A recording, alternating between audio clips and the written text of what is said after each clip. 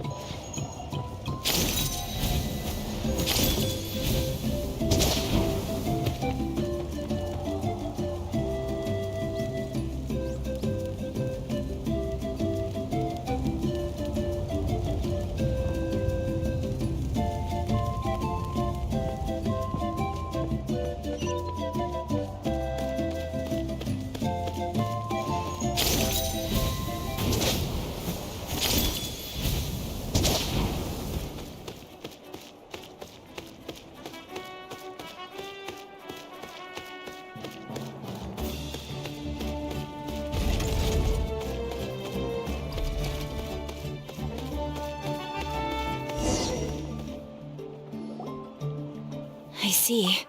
Thank you so much. The Adventurers Guild has been overwhelmed these days. No worries at all. We've always valued the strength of adventurers. Given the current situation, it's vital that we all work together. Since we're facing the same enemies, I'll send you the intel we've collected on the Abyss so far. Then we can take a look at how to coordinate our efforts. All right. Thank you so much. Hi, Catherine. It's us. Got any new commissions? You two have come just in time. I've got some good news. The Pyro Archon has finished assembling her forces and stationed them all across Natlan.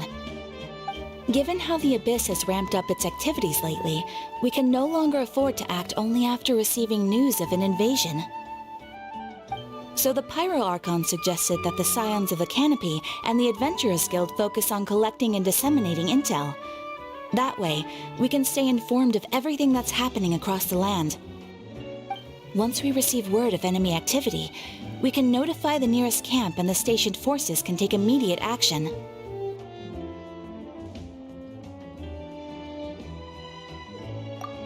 Yes, precisely. This should also allow us to focus on gathering information rather than running around and trying to tackle everything at once. So please also take a chance to relax, you two. You've been working hard these days, and this will be a good opportunity for some well-deserved rest. So that's the plan. Whew, we can finally stop and take a break. Paimon knows that. It's not like Paimon just wanted to lay here and do nothing. The movements of the Abyss are always unpredictable. There have also been times when it suddenly became more active in the past. The people here generally see it as something like an acute natural disaster. Once the disaster is over, everyone will return to their normal lives. We just all hope that day will be sooner rather than later. Oh, right. Most people have no idea just how bad the situation has gotten in the Night Kingdom.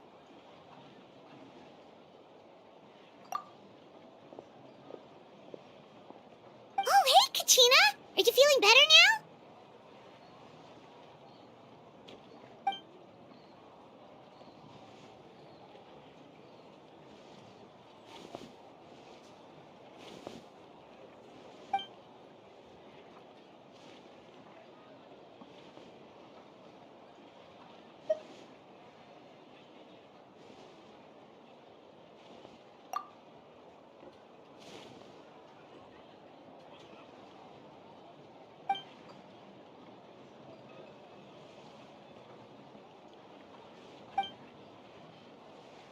Wow! So we'll finally get to meet xilonen, the legendary forger of ancient names! Paimon still can't believe anyone could forge those things.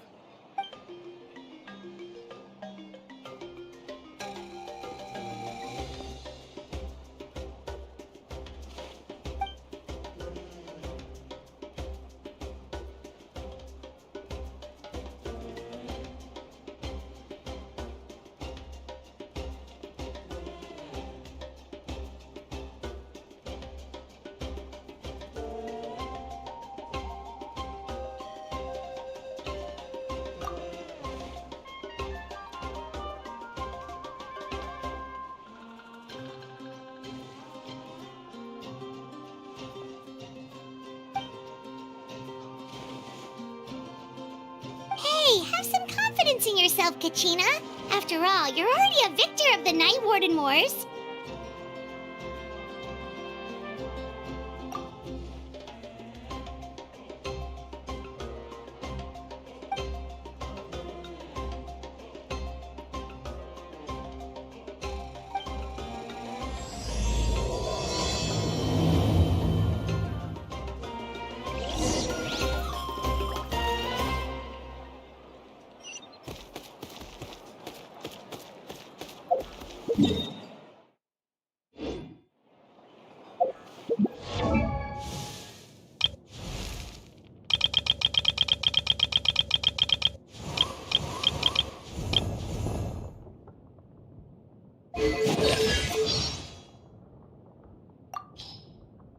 Hello, I'm Kachina, a member of the Children of Echoes.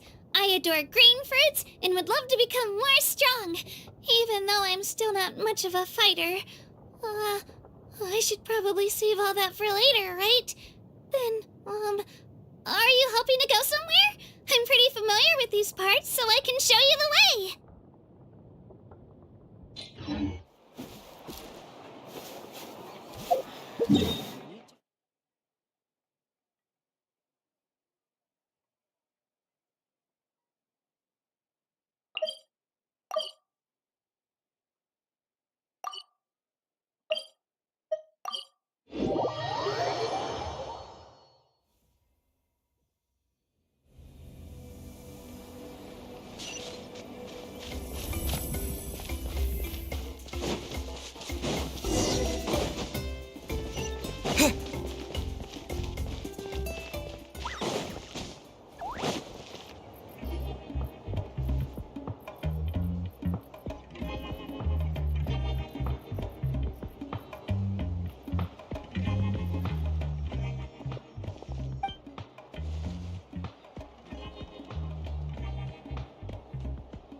Ah, yes, so I've heard. So young, and yet you've already got quite the reputation. Wait, are you Outlanders? Yep, we're travelers who just arrived in Natlan not too long ago. No, I mean, I was aware that you're travelers. It's just no one told me that you're Outlanders. No, the only thing she said is that a new hero had pledged himself to the plan. But we'd need to forge an ancient name to ensure he'd be able to return safe and sound. And she did mention that it would be quite difficult to forge an ancient name for them, but at the time, I thought she was just commenting on my skills. But I seem to understand where the true difficulty lies now. No, I wouldn't go that far. I'm used to it, really. I just need a moment to process things. The Pyro Archon's requests are always difficult to fulfill, and we used to argue a lot. Honestly, it's probably for the better that she didn't bring this up at the time. Anyway, I can't argue with her if she isn't here, and it'd be pointless to take my anger out on someone else. But, just because I understand her rationale doesn't make me any less upset, after all. She must have known that forging an ancient name for an Outlander is an impossible task. It's impossible? As you probably know, an ancient name is a symbol of a hero's spirit and glory, which grows even richer and heavier as generations of successors inherit it. We forge ancient names by engraving the heroic deeds of an individual who will become the first hero of that particular name.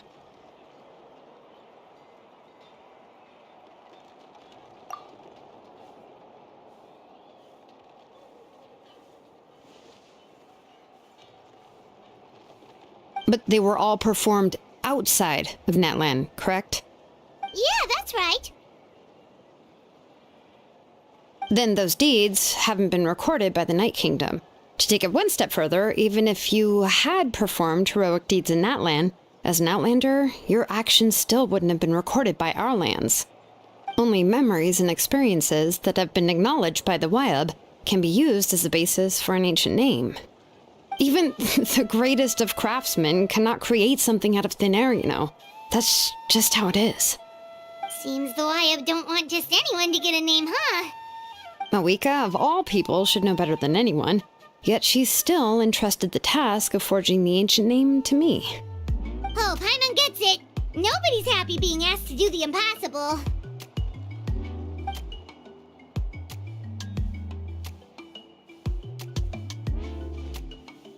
Ugh, don't remind me. Let's just focus on how we can pull this off. How to achieve the impossible.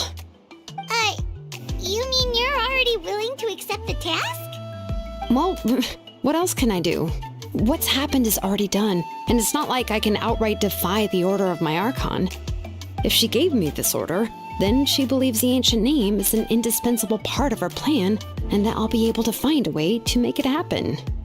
In other words, the order is an affirmation of my abilities. Oh, not only has she accepted the task, but now she's looking for silver linings?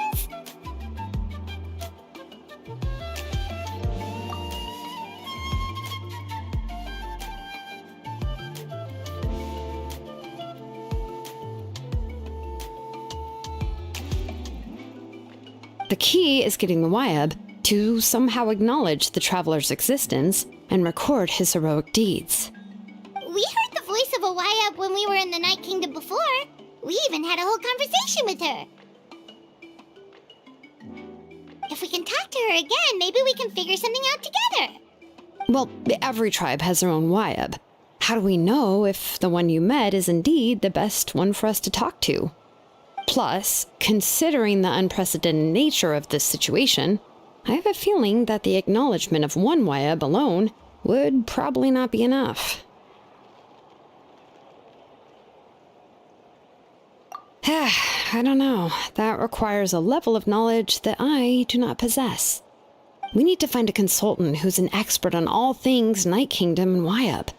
The first person who comes to mind is Citlani at the Masters of the Nightwind. The one we call Granny Eatstali. Oh, we've heard that name before.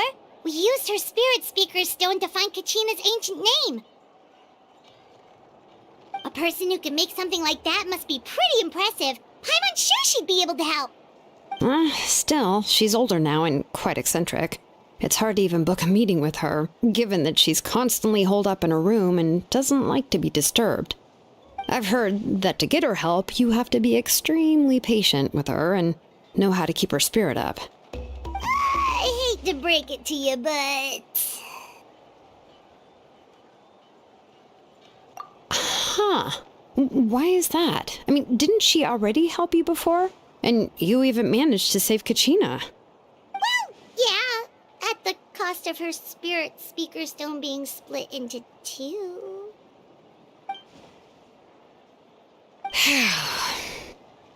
Great going, Mawika. We're already off to a rocky start here.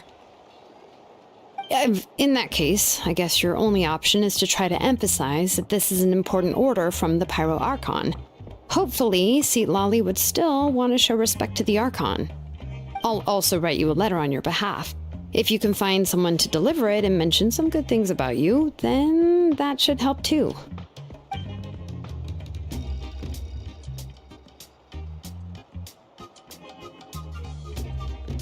Paimon sure hopes a Hal won't interrupt when he's talking, though. All right, Kanich is a seasoned negotiator. I trust that he'll know the best things to say. Please just give me a moment to write the letter, and we can meet up near the Statue of the Seven later. Sounds good. We'll take a stroll in the meantime.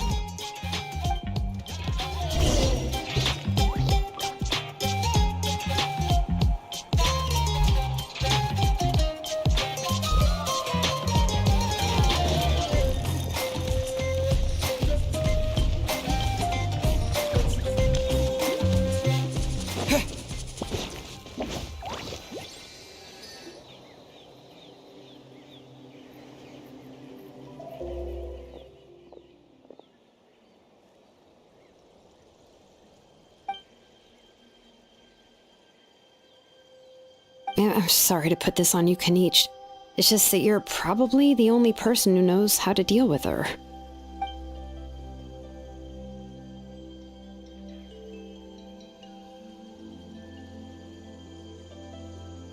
Oh, wait, so Kachina and the Traveler also know about the plan?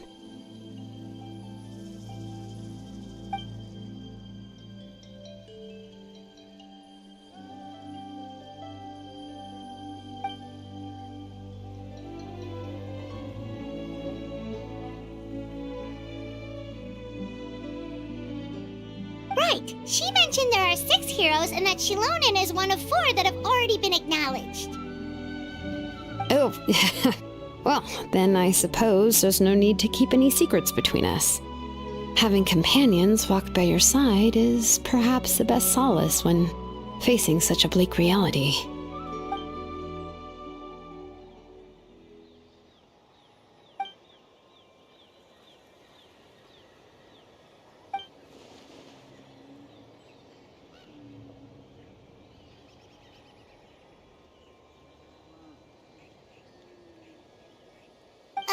Citlali knows him too?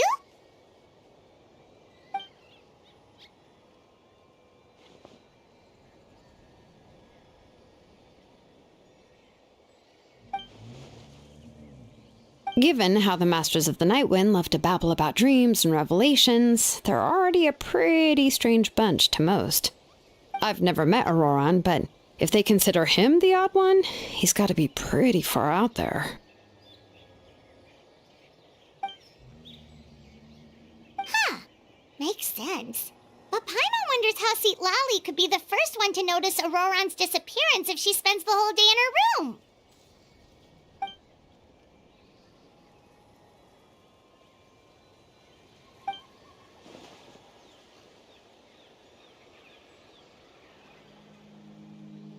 Oh, so if I'm following, you mean we'll help her investigate Auroran and the captain's whereabouts?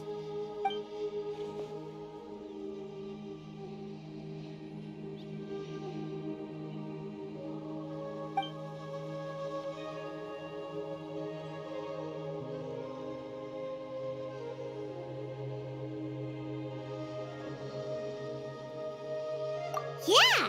Plus, we kinda owe her one anyway to make up for breaking the spirit speakers down.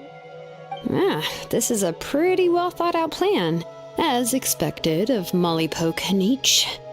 Then, yeah, I'll leave my letter to you. Let's hope Citlali can meet at the stadium in 2 days.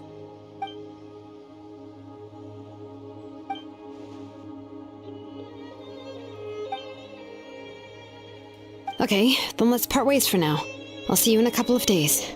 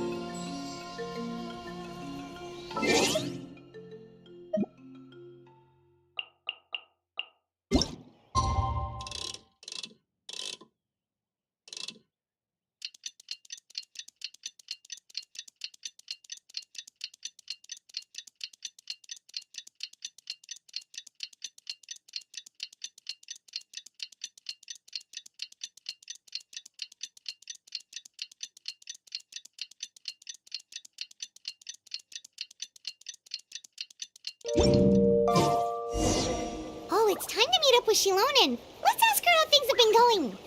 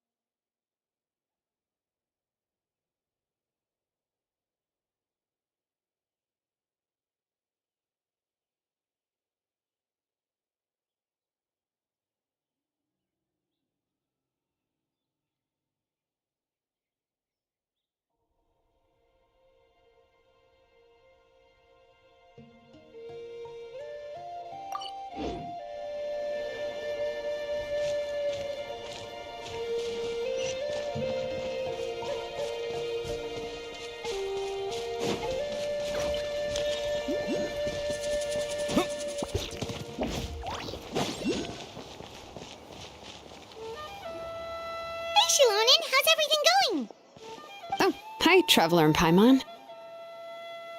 I have bad news. Citlani did not reply to our request, although I suppose I'm not too surprised. Huh? You mean she didn't even bother to give Kenichi a response? Guess she really does have quite the ego then.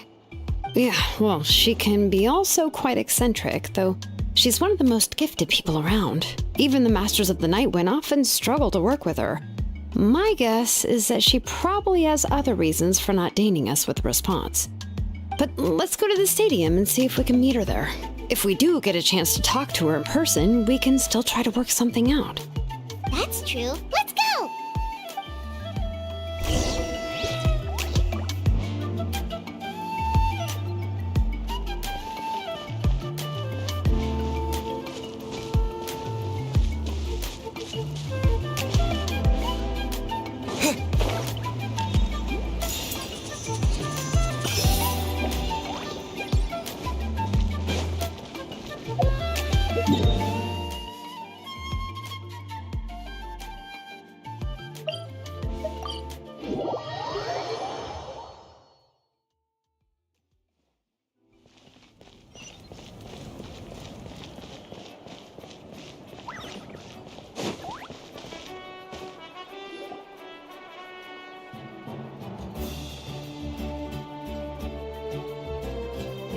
Paimon doesn't see anybody.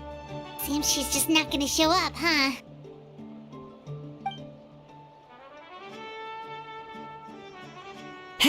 Well, we tried to be as considerate as we could, but she's under no obligation to help. That might be true, but this is still a request from the Pyro Archon, right? Shouldn't a subject always answer the call of their Archon? A subject? Well, if you ask me, I'd say we're all more like friends with the Archon. Yes, Mawika is our leader, but that doesn't mean there's any kind of tall barrier between us and her. The only thing is that she often has very high expectations of us.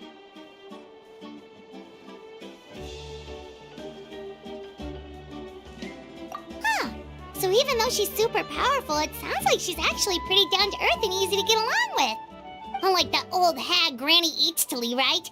Does she think she can ignore us just because she's famous?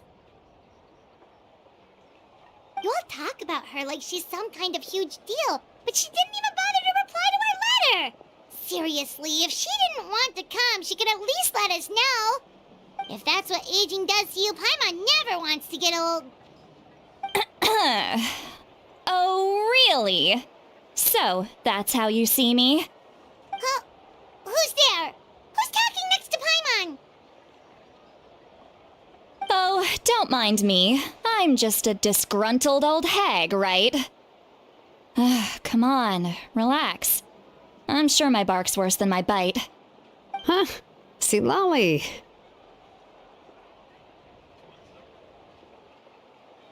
Wait, you're Citlali? You're Granny Eatstily? Yes, Granny Eatsley. But emphasis on Eatsley, not Granny. You must know this trope from light novels, surely. They use it all the time. The young man who's actually the oldest person in the room. The girl next door who turns out to be a seasoned veteran. The wise sage who looks like a little kid. Oh, wipe that look off your face! You've seriously never seen an older lady that doesn't look her age? Okay, well, don't go thinking it's a trick either. See? I'm barely wearing any makeup. Did I forget to mention, she's called Granny, but she's actually pretty young.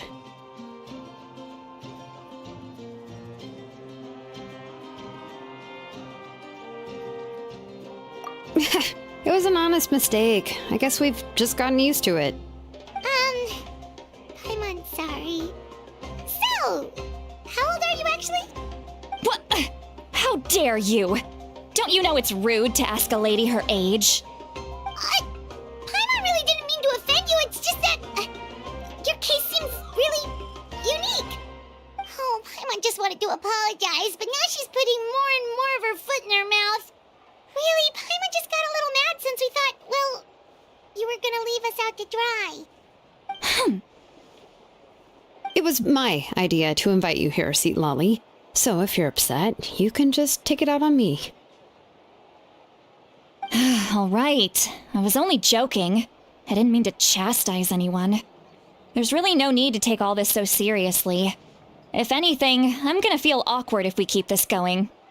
I received Kenich's letter and was planning to attend this meeting. Since I had already decided to come, I figured there was no need to draft a reply that simply said, "Understood." Besides, just showing up is the most important part. No? But, of course, it's also natural for people to get held up by one thing or another as they're trying to leave the house. It certainly was a bit awkward to see that everyone else had arrived before me. At first, I was thinking of quietly sneaking over, but since you were already here waiting for me, I started to think about how I should phrase my apology, only to hear you all talking smack about me. Anyway, that's the whole story.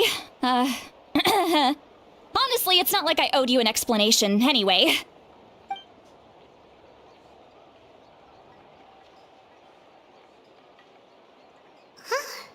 What's with that expression? Was she feeling embarrassed just now?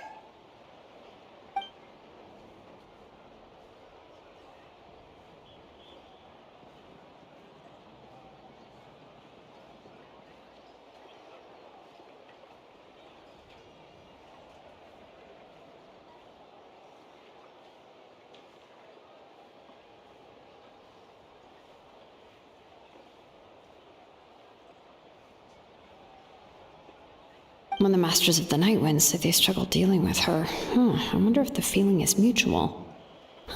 She seems to be pretty awkward herself. Everything she does and says seems a little forced. Anyway, xilonen, I heard that you require my help in crafting an ancient name. Correct. The situation isn't like anything we've handled before. Let me explain.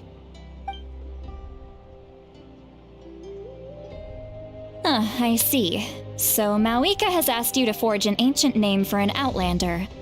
Well, that would be a first. And you've also heard all about Auroron. I must say, he's always been a good kid. I can't see him joining the Fatui of his own volition. He must have been coerced somehow. Yeah, that's what we came here to ask you. We'll help bring Auroron back if you help us solve the problems of forging the ancient name. What do you think? I suppose I'll just call you Traveler for now. Traveler, come here. Let me take a good look at you.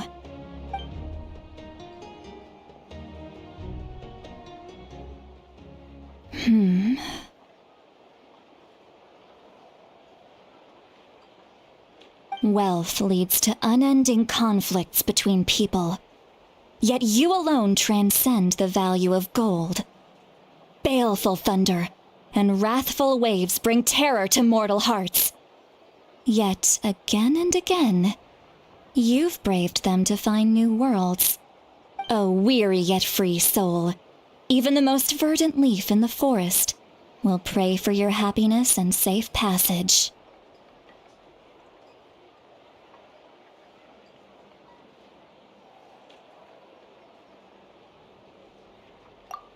Those are all the things that I could see in you. You've experienced far more than even most mortals could dream of. You possess the heart of a sincere hero, along with the conviction to lift a torch above your head and walk headlong into the night. Huh? Don't move. There's something here. Huh? What thing? Don't scare Paimon. Is the Traveler gonna be okay? Shoo! That should do it. You've just returned from the Night Kingdom, so some fragments of souls were still stuck to your body. No need to worry. I've just cleared out the last of them. Isn't that kinda like having part of a ghost come back with you? It's nothing as serious as that. If left unattended, the most it could do is stir up some chaos in your mind, and generally worsen your mood. Well, in that case, better to get rid of them.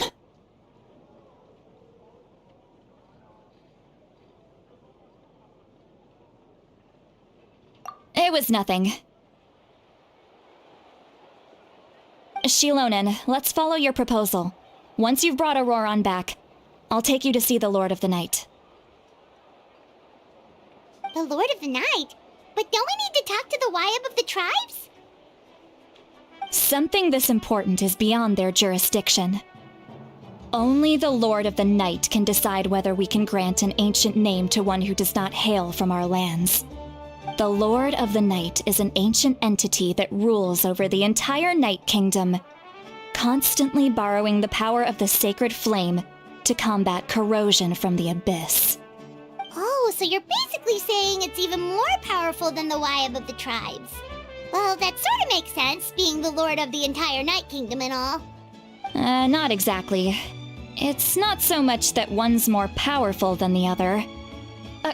But never mind. That's not important. It would take too much time to explain. Just listen carefully to what I'm about to tell you. The Lord of the Night is currently in a deep slumber, and we can only communicate with its consciousness while in a trance. In other words, in a dream. But I will need to prepare a few more things if we are to hold a ceremony to achieve the state of the trance. I'll make a list. Can any of you get everything for me? I can go. It'll probably be a long list, so better leave it to someone who knows all the local vendors. Sounds good. Then we'll go with St. Lolly to track down Auroran. Phew, the Fatui are nothing to scoff at, so please, be careful during your investigation. If you need any help, just come find me. Yep, we'll be sure to play it safe.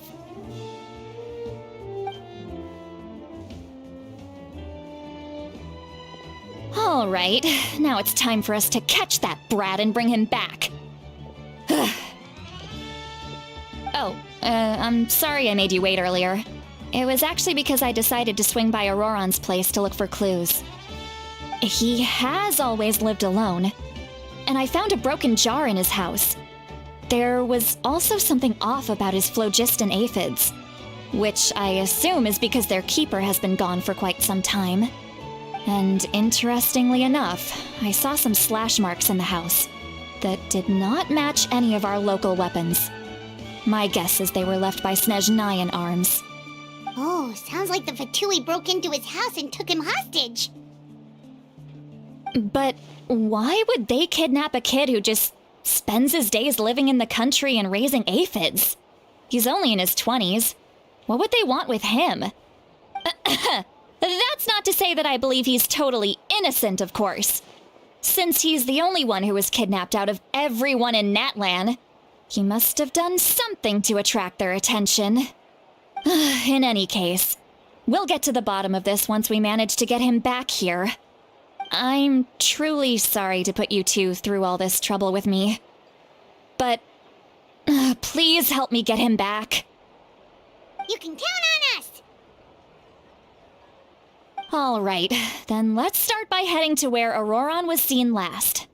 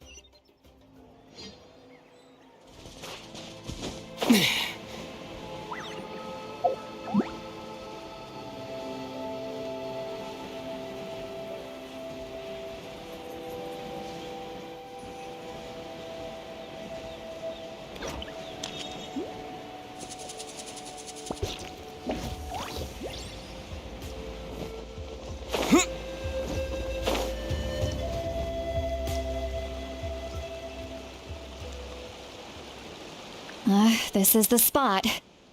An eyewitness claimed to have seen Auroran speaking to some Fatui soldiers here. I don't know how much you're willing to believe me, but Auroron really is a good kid.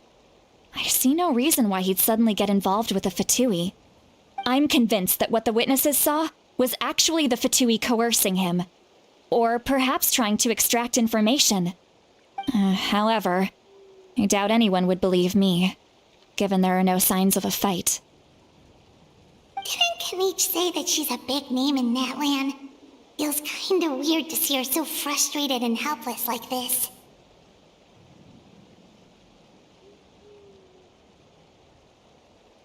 Auroron?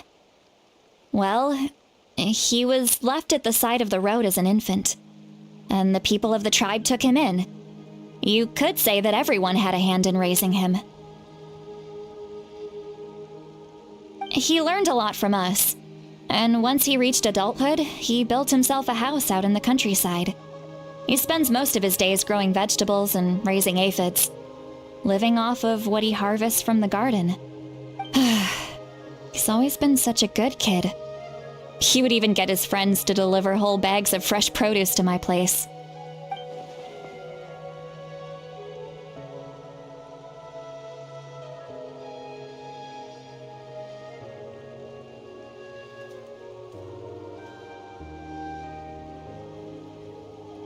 Oh well, let's keep looking. He can answer all of our questions once we find him. He's been raising phlogiston aphids for a long time, and since they were disturbed, they secreted a special type of phlogiston.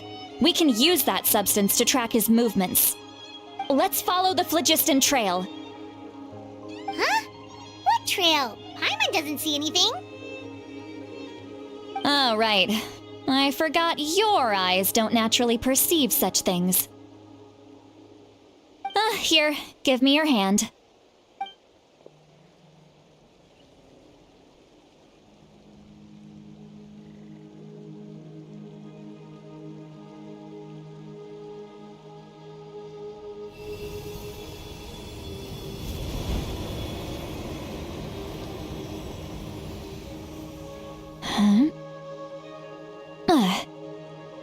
How about now? What do you see?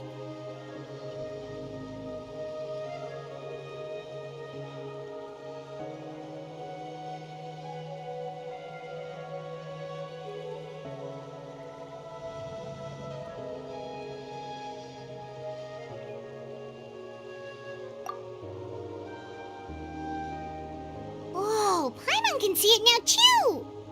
That's right. I used a spell to temporarily transfer a portion of my senses to you. For a short while, you'll be able to see the phlogiston too. Wow, you can even share your senses with us? First time Paimon's heard anything like that. It requires a very rare spell that most people aren't adept at. But don't worry, it's a cinch for me. Between the two of you, it seems the Traveler's senses are a bit stronger than Paimon's. When I held your hand just now, I could sense that you've got a great affinity for phlogiston. You're extraordinarily gifted. Anyway, we'll need to use our vision now to track down Auroron. Good luck, you two. Over here, this way! Citlani might say a lot of deep and confusing stuff, but this spell of hers is really something. What was that? Oh, Paimon! What does she mean by deep and confusing? As far as elderly shamans go, I'd say that I'm already pretty easy to talk to. Is there any other old hag who's as fluent in the language of the youth as me? But is my way of speaking still not trendy enough? I've already tried my best to match their speech patterns. But given the looks on their faces just now, or perhaps I'm still not fashionable enough? But that can't be, right? Don't tell me they're still getting the impression that I'm super old-fashioned. Huh?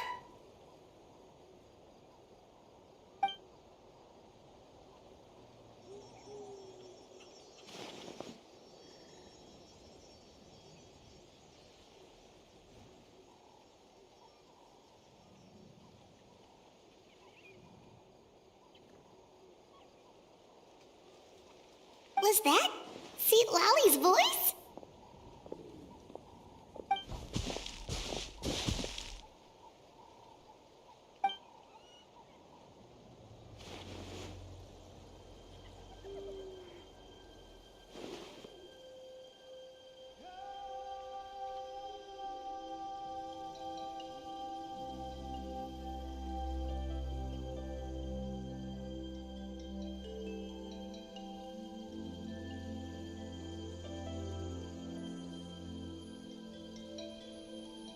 Now that I think about it, it's a good thing I found some helpers this time. Some things are best done with the help of friends.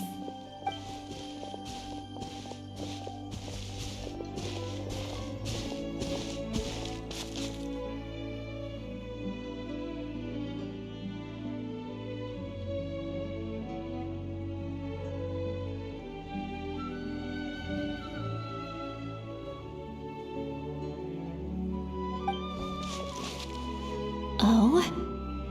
They appear to be feeling quite confident. Looks like our work will go smoothly.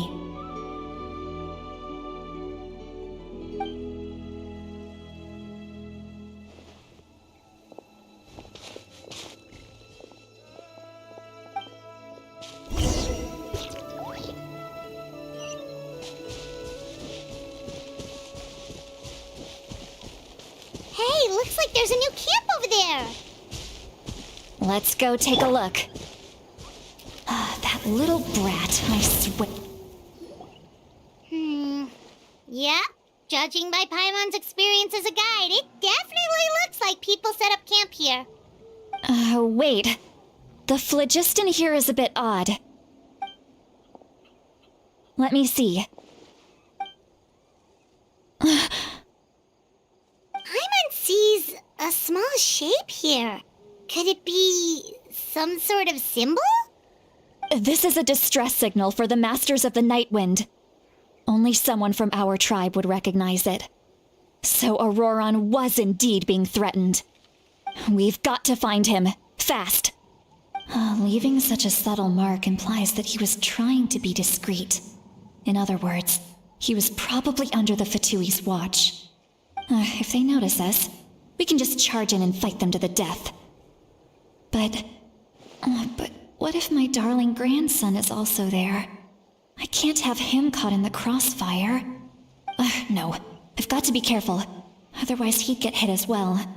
How annoying. No, I've got to stay calm and keep my composure.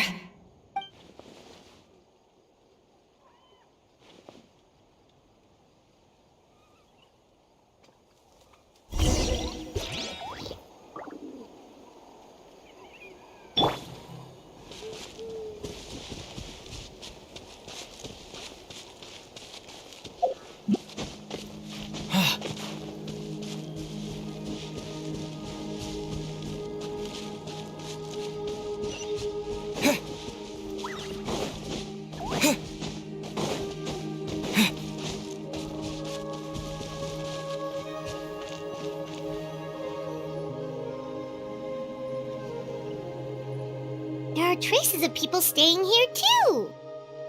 Wait a second. The phlogiston around here is jumbled up. I can also smell a mix of elements in the air.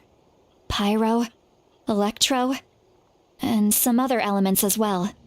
Kanich told us that you were super amazing. No wonder you can sense so many more things than us.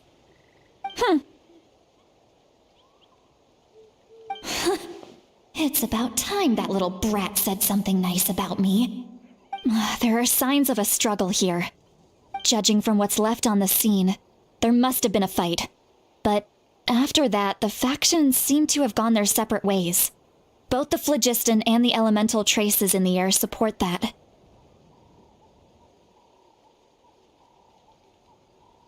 Do you still remember the little mark we found before? Paimon's thinking, what if Auroron wanted to leave another distress signal, but was caught by the Fatui?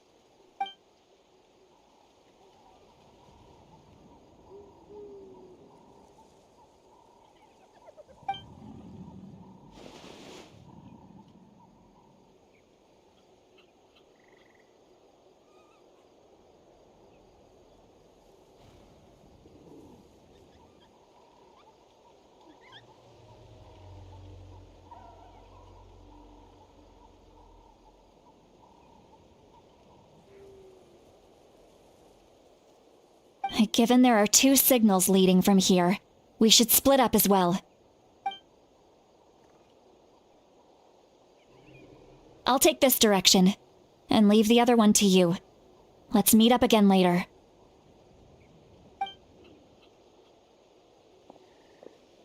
Roran, what the heck were you doing? It's one thing to trouble me, but now I had to bring other people into this as well. Ah, you little brat. And off she goes. Traveler, did you hear all of that as well?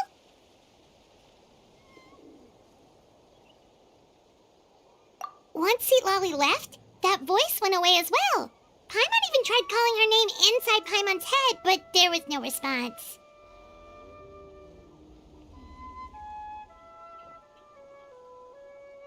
So you were thinking the same thing!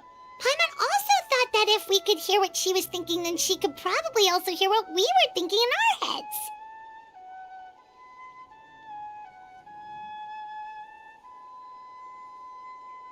She did say that she was quite adept at this spell, and it doesn't sound like she's had any trouble with it in the past. Huh, maybe we're a special case and can hear her thoughts as a side effect. If you think about it, she's really got a lively inner world. It paints quite a different picture from Paimon's first impression of her.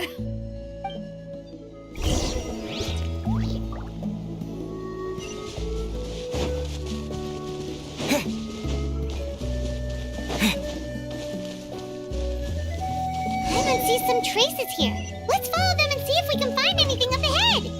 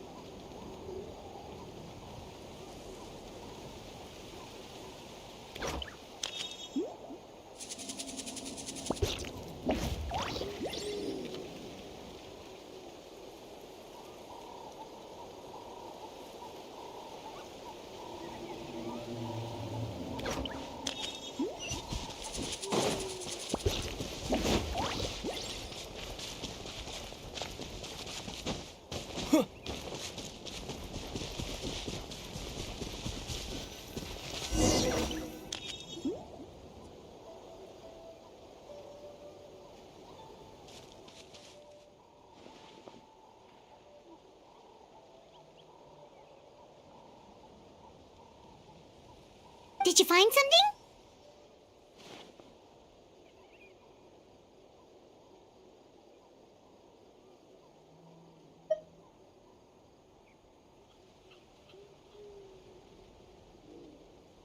Huh.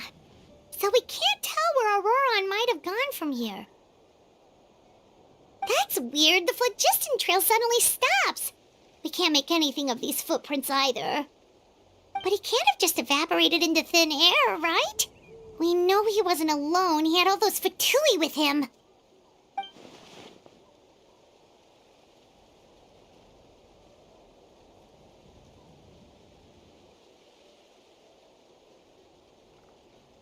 So, you can hear the sounds of the wind from beneath the earth.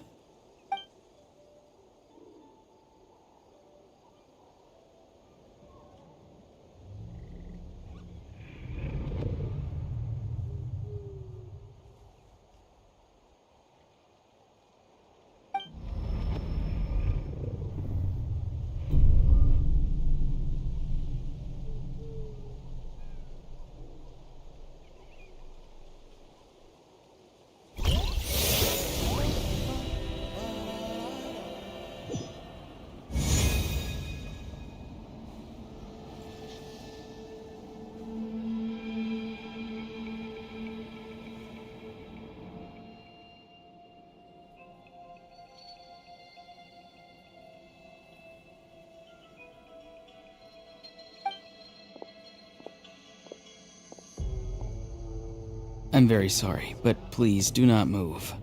I have no desire to hurt you. I apologize that our first meeting has to take place like this.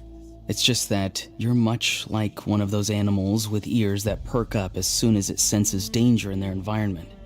And given your combat proficiency, I would not have been able to gain an advantage over you if you were anywhere else in the world. However, you're now in the Night Kingdom, a familiar domain to the masters of the Night Wind. Hello, traveler. I'm Auroron, the one you've been searching for.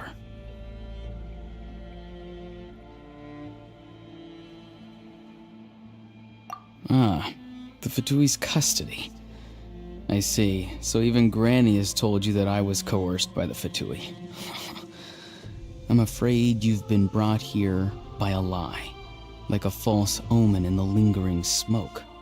My friend and I only left those traces to lure you here. Deceiving you was never our true intent, however. It was simply the fastest and most feasible way for us to set up a meeting.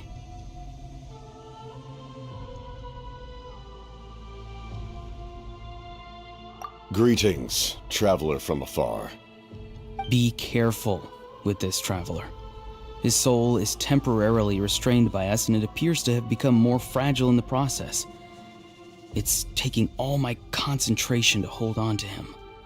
It was I who tasked Auroron with leaving the traces to lead you here, and I who used the Master's ritual to bring your soul to the Night Kingdom.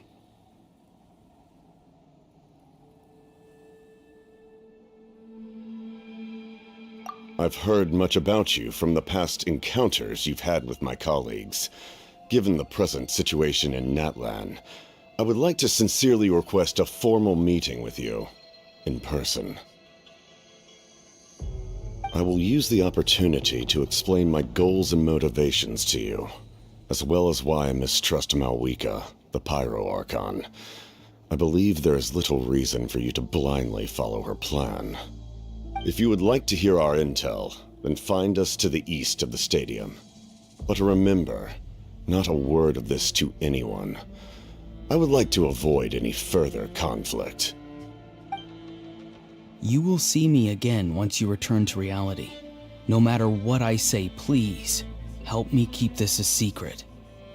This is all to avoid dragging Granny.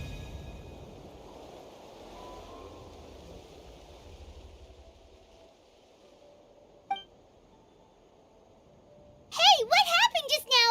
You suddenly collapsed and stopped responding.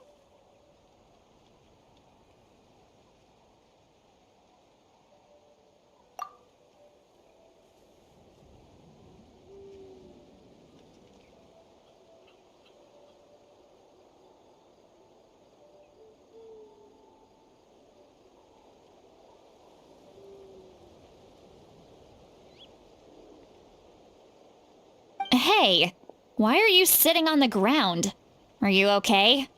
Citlani! He froze for a moment and then just collapsed to the ground. Could it have been those leftover remnants from the Night Kingdom? Do you have any itches or pain anywhere?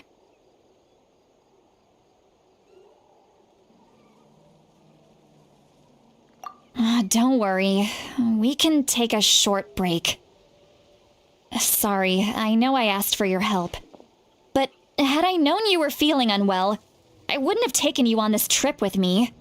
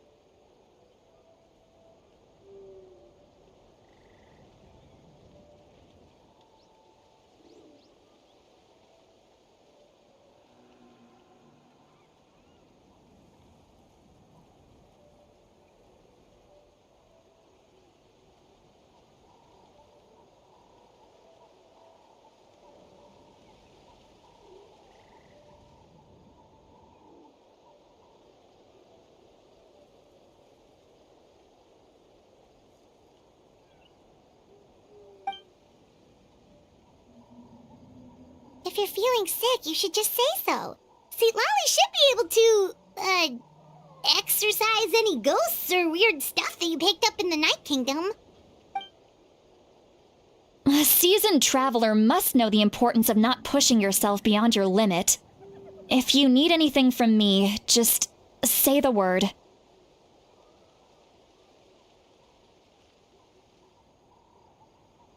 In any case, let's take a bit more time to rest now.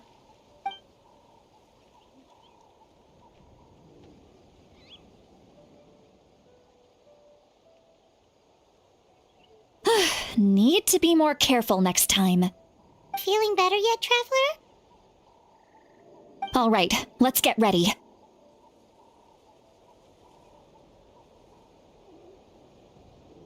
I followed my phlogiston trail earlier to a stronghold guarded by soldiers. I have a feeling that Auroron is probably being held inside. Oh, so it's close by. Then let's head over right away.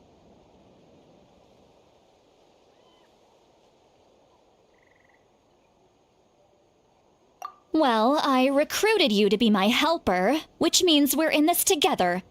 Like the wind and the clouds. We either move as one or not at all. But if you want to make it up to me, then just be sure to fight extra hard when the time comes.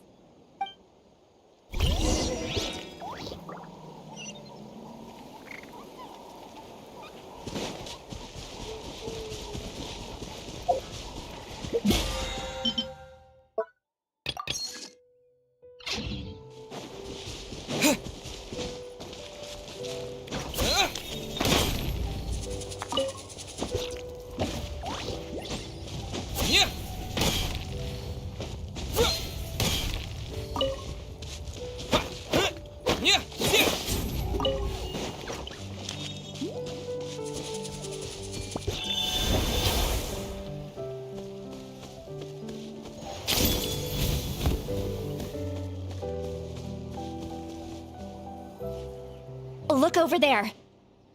Huh? Paimon thinks she sees someone in the middle of the camp. That's Auroron. So he really was taken by the Fatui.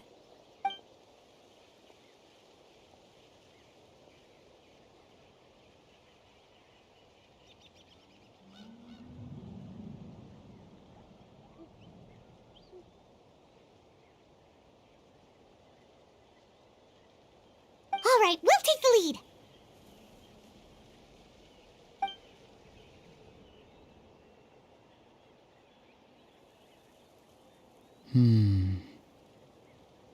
Hey, quit daydreaming.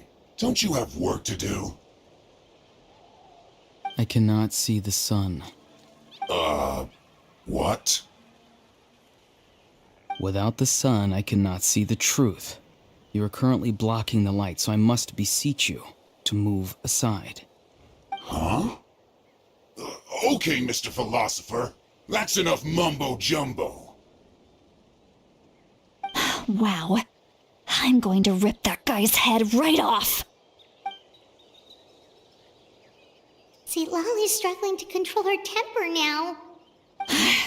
Are you ready? Let's go kick their butts. On my count. 3, 2, 1! Still trying to resist? You've got no idea who you're up against! Excuse for slacking. Let's end this quickly.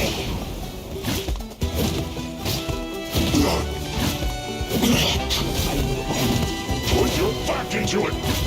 No escape. Time to fulfill my duty. Prepare yourself. Leaving so soon. Surrendering the... Terminate. No backing off. Let the show begin. No escape.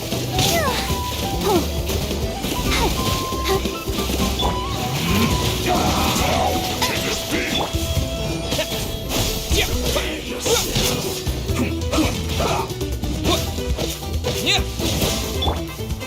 No excuse for slacking. My work. Finish this time. Leaving so soon. Let's dance. No escape.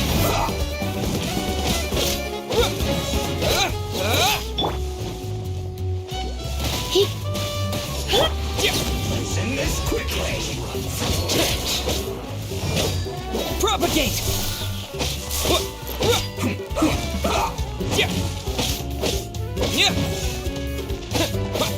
Scatter! I'll protect us.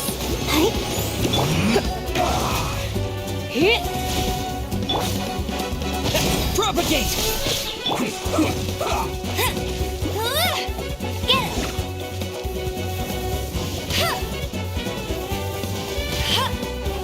Let's end this quickly. Almost.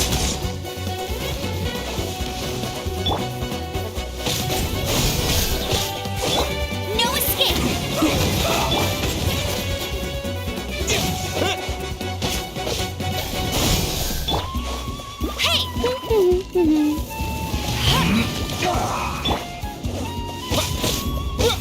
Spring forth!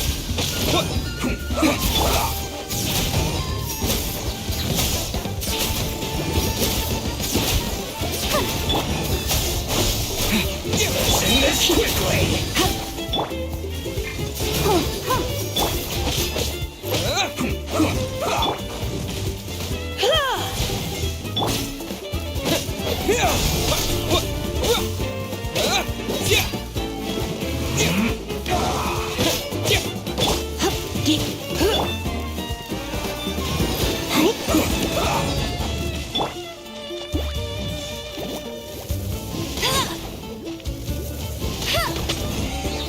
Let's not waste time.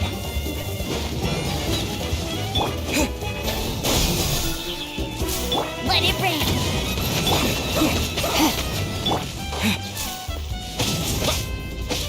Propagate! Let's end this quickly.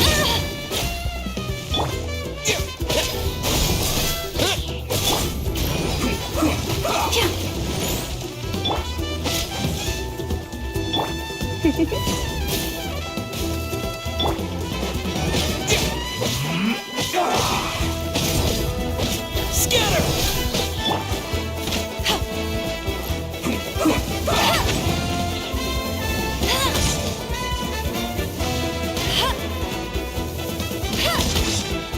Almost. Bet you can't keep up with me.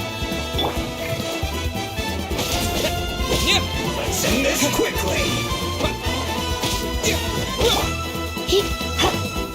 Propagate! Germinate! Let's dance. I guess this is it. Killjoy, you've only just begun. I see through you. Propagate! You can't run. Well, miscalculated.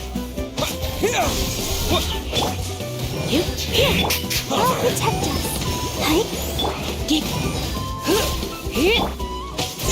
Scatter!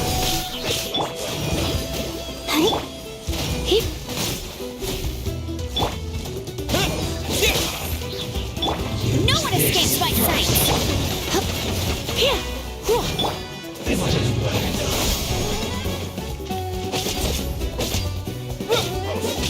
That seemed to work. This was well done.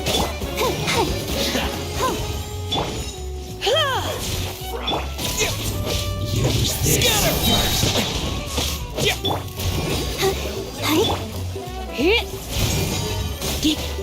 I must collect myself. Propagate! Let the show begin.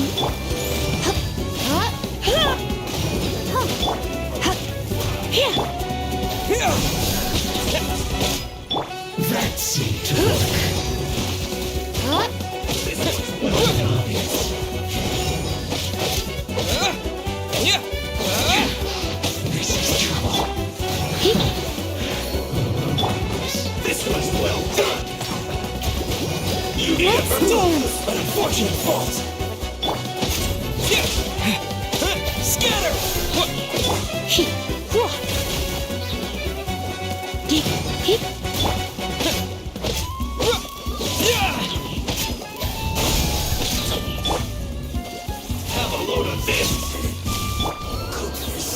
Through.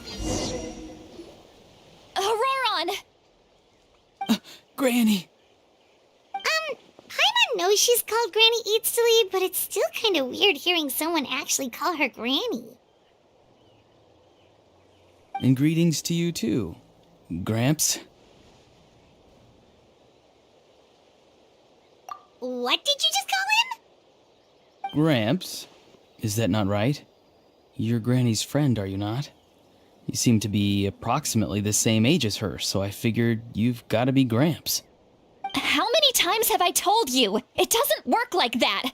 There are a lot of people who look about the same age as me. You can't go around calling everyone Gramps or Granny. Oh, wait. He's not a child, is he? Don't tell Paimon he's one of those people who look like an adult but are actually only 8 or 9 years old. Oh, your words have pierced my heart like a thorn vine. Given how hard those thorns are to remove, I may just need to find a pair of tweezers. Why are you so upset? You can just say yes or no. Of course I'm not a child. It's just Granny always taught me to show gratitude where it's due. And since the Masters of the Night Wind raised me collectively, I basically see everyone above a certain age as an elder I should look up to.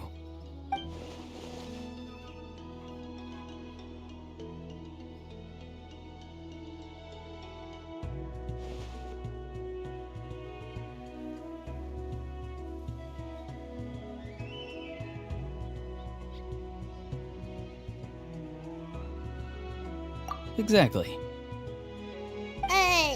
But if you keep that up, then everyone's going to be your senior.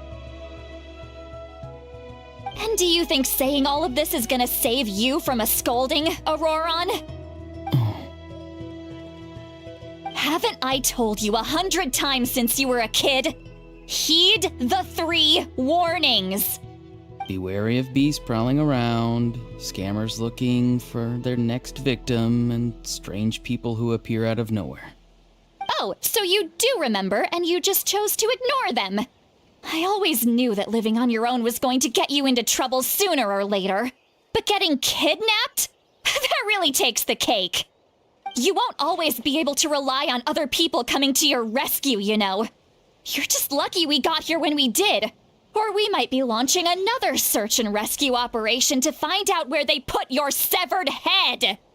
I'm sorry, Granny. I'll be more careful next time. Next time? Oh, good one. You think there'll be a next time after this? Not a chance. They didn't hurt you, did they? No, they just asked me a lot of questions about Natlan's terrain and made me draw a map of the ley line distribution. Okay, now answer me honestly. Were you the one who helped the captain escape after his battle with the Pyro Archon? Yes. So why did you do it? Because they said they would need my help from there on out. They also said that if I refused, they'd just come to you, Granny, and they'd already figured out a way to make you do their bidding. Hey, I'm no ordinary Granny. Would they really dare to come after me? And you! Did the gods give you a brain just for you to not use it? Did you really believe everything they said at face value and not stop to think? Thankfully, the Pyro Archon only asked that we find the mysterious individual from the Masters of the Night Wind and didn't slap your name on a wanted poster. Don't think for a second that she doesn't know what's happening. Even if the truth that you see will soon manifest into reality, there is still no need to preemptively panic. Have you forgotten the words that I've taught you? I'm sorry. Forget it. We can submit the details of this camp and the defeated Fatui as evidence of your innocence. Let's clean this place up and get back to the city. Auroron, you better remember this lesson well and seriously reflect on your actions. Also, once we return to the city, come to the speaker's chamber with me. I'll need you to explain everything. Sounds good. Should I bring some of my homegrown vegetables as well? Your vegetables? Yes. I grow a lot of fresh produce in my garden. I hope the Pyro Archon won't be too picky about the selection. Now's not the time to be thinking about that. If you do come face to face with the Pyro Archon, the first thing you should do is... Recite the 3 warnings. Huh? No! You should emphasize that you were not in cahoots with the Fatui! How exactly did the Masters raise this guy? Oh, right.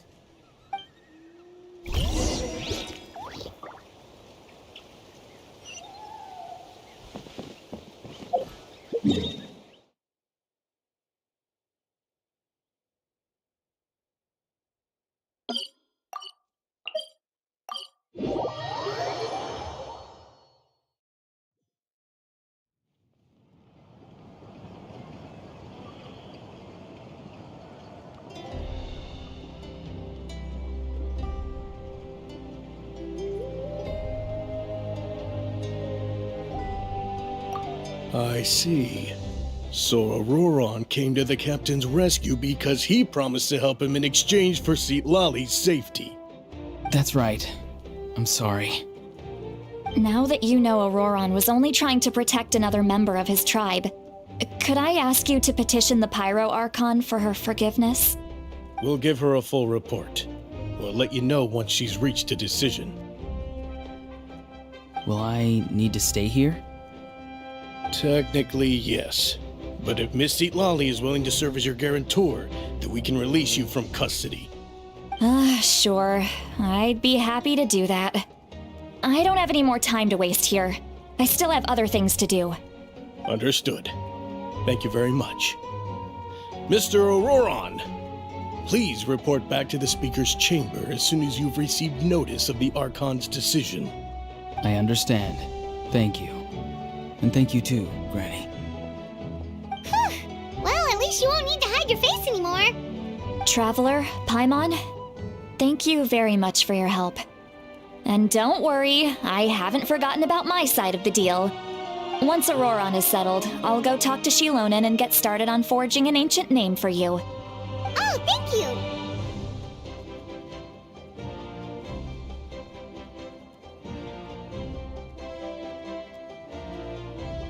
You scratch my back, I scratch yours. It's as good as done.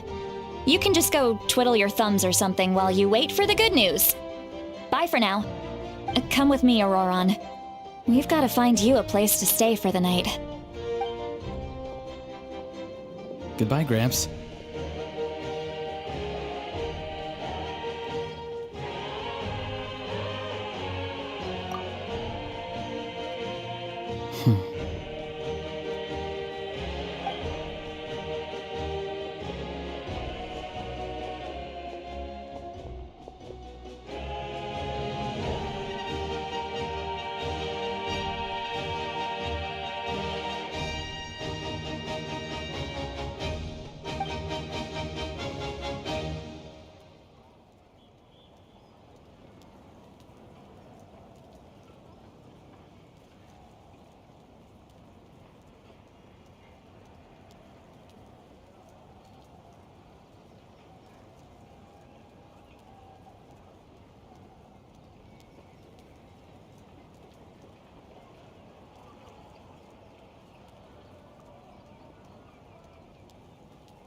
Oh, we're finally done.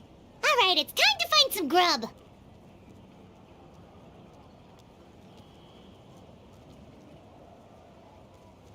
Huh? What is it, Traveler?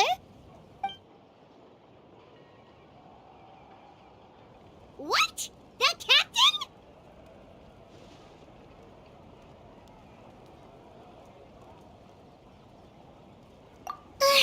Sorry. Paimon just didn't see that coming. So you really saw him in the Night Kingdom? And he didn't attack you? Oh, that Auroron, what is he up to? He sounded earnest enough just now. Paimon would have never guessed anything was happening. All that stuff about protecting Citlali and being forced to help the Fatui when he's actually been a willing accomplice all along.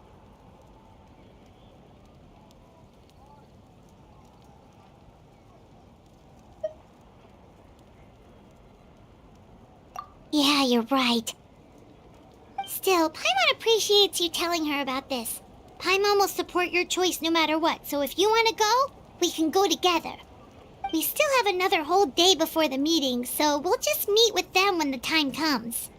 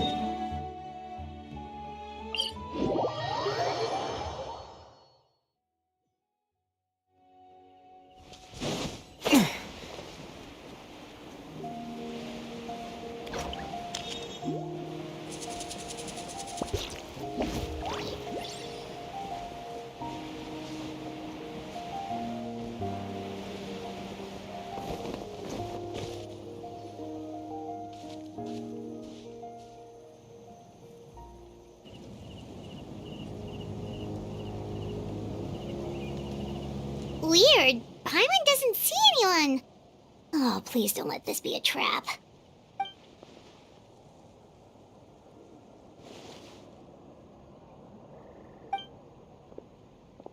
What was that? Good evening. Nice to see you again. It's you. You shouldn't pop up from behind people like that. What are you, a ghost? I'm terribly sorry. It's just a force of habit. Ugh, and what's with you apologizing all the time? You sound so polite and honest, but you're actually doing shady stuff behind people's backs. You're right. Granny tells me that too. Huh. Come to think of it, you remind me of her. Sometimes you two sound really similar, you know. Oh, so you're gonna call Paimon Granny too now? Well, I could.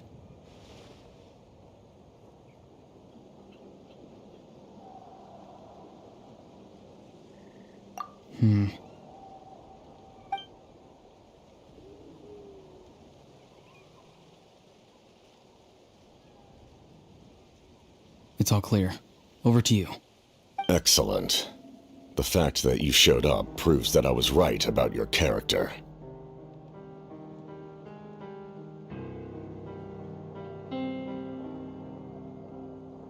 Yet, there's been a lot of talk about you. Child told me that you're passionate about the unknown and willing to take risks.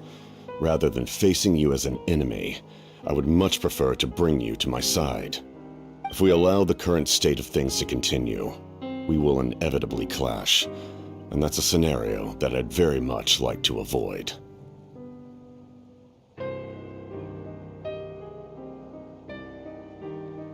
I've long heard of your exploits across the nations.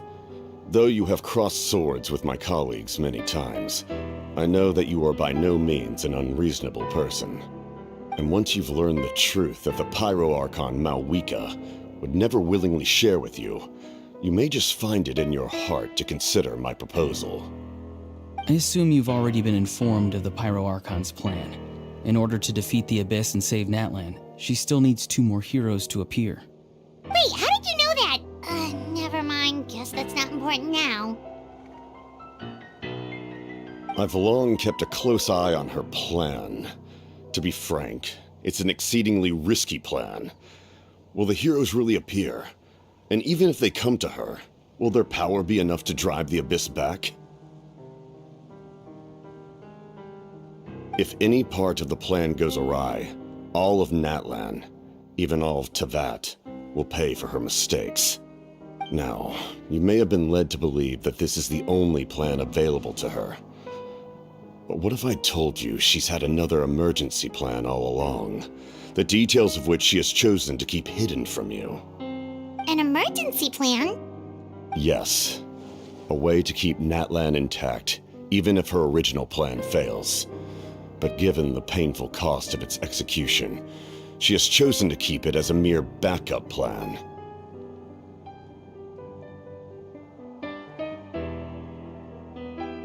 Whether this stems from hesitation, fear, or even naivete, I cannot say. But Natlan cannot afford to wait until she comes to her senses.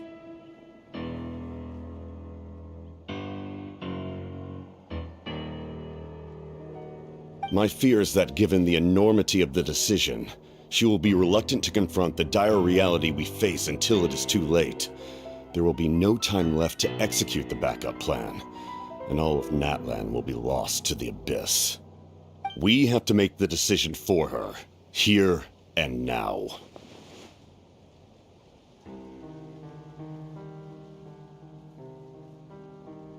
Yeah, do you have any evidence for all this? Just telling us a bunch of scary stuff isn't enough, you know. Besides, wasn't it you who tried to seize the Gnosis for the Tsaritsa's plan?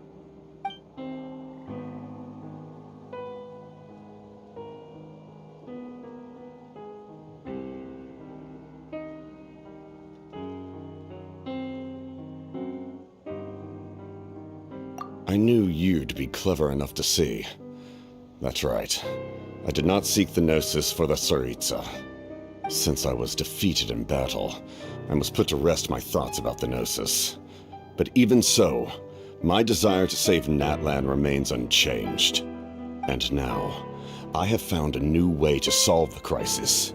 We can implement it immediately if we reach an agreement. Someone's here. Huh? The captain disappeared! Something is rapidly approaching. Oh no. Something? Bad news, chump! It's your granny! Oof. Citlani? When did you get here? I knew something was amiss after we were separated. Hidden ceremonial tools, an unconscious traveler. I must say, I'm very curious about what you're up to. How dare you go behind our backs like this, Auroron? Colluding with the Fatui? Really? Oh, here we go again. Cat got your tongue, huh? You really think you can avoid a scolding just by staying quiet? I'm not trying to avoid anything. Oh, and now you're talking back. Well, go on then. Explain yourself. What the heck are you up to? I'm sorry, Granny. I feel so guilty. You! That's it! Where are my tools? I swear if I don't teach you a lesson right here and now, I'll... Wait, Citlani! Please, calm down. We, still learned a lot of info, didn't we? Like the fact that the captain isn't trying to seize the Gnosis anymore. So, maybe just save the scolding for later, okay?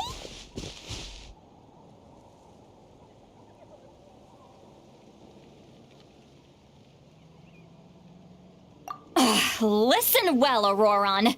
You're only getting out of this now because of the Traveler's plea. This isn't over. You hear me? You're right, Traveler. Let's go. We can discuss this more back in the city. You two keep an eye on Auroron for me, okay?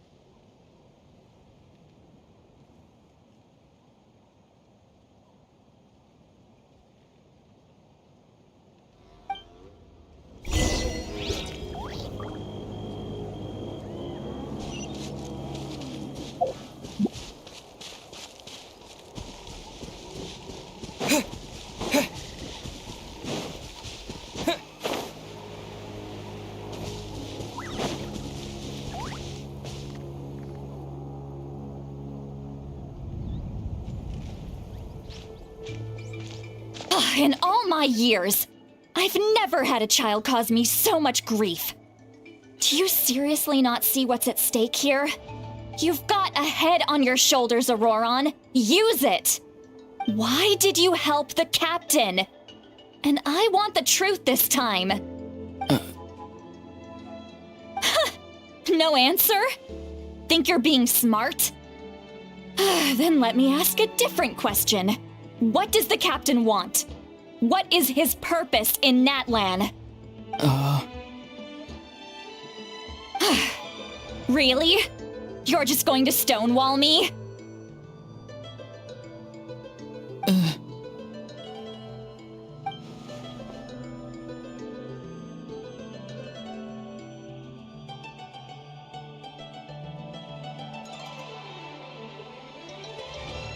Just use your brain for a second.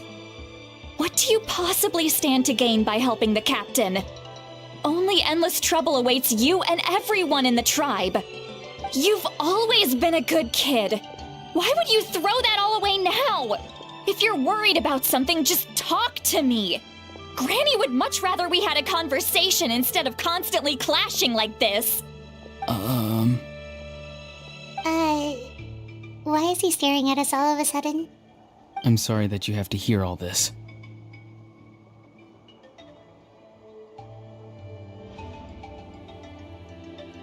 You're very kind.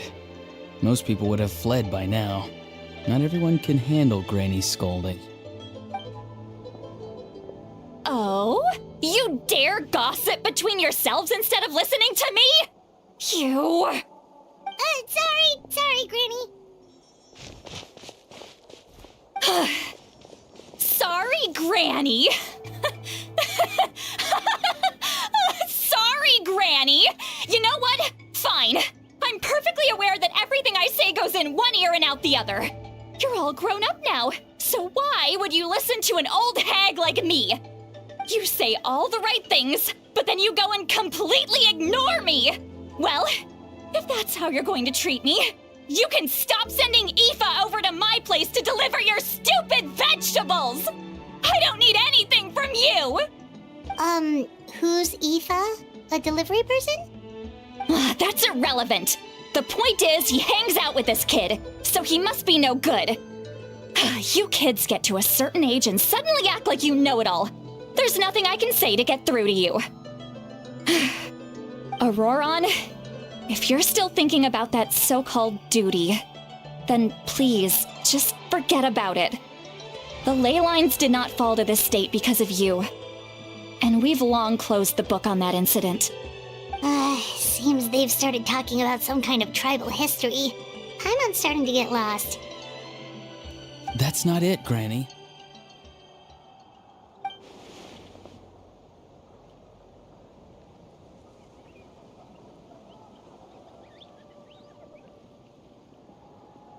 I know you tend to get down on yourself when you're upset, but I can tell I really hurt you this time. All I can say is I'm sorry. His voice. Auroron! Where have you gone? It sounds like he's somewhere super far away, but isn't he right here in front of us? I'm really sorry. It's up to all of us to do everything we can to save Natlan. So I've got to go. Get back here this instant! Auroron! Ugh, what is this? Powder from plant spores? Is that the trick he used? What just happened? How was he able to suddenly get so far away like that? It's a trick of his. If you grind spores into a powder and spray it in the air, it can be manipulated to create an illusion.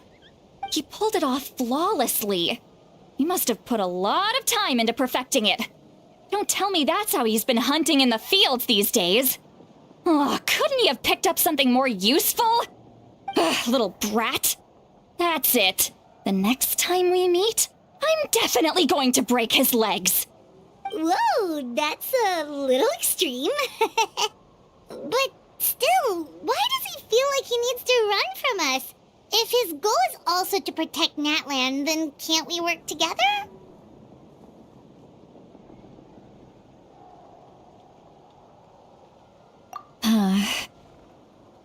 I'm sorry for interrupting your conversation with them earlier.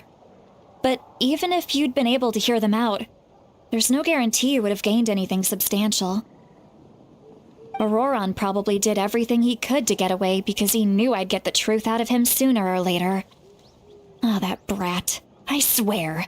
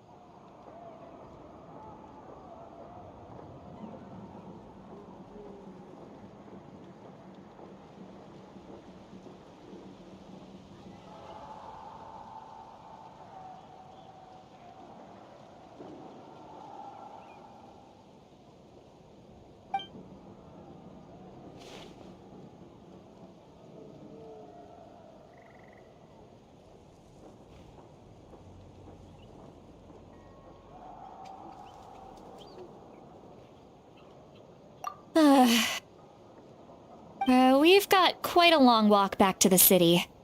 Let's take our time. It'll give me a moment to figure out how to explain all this.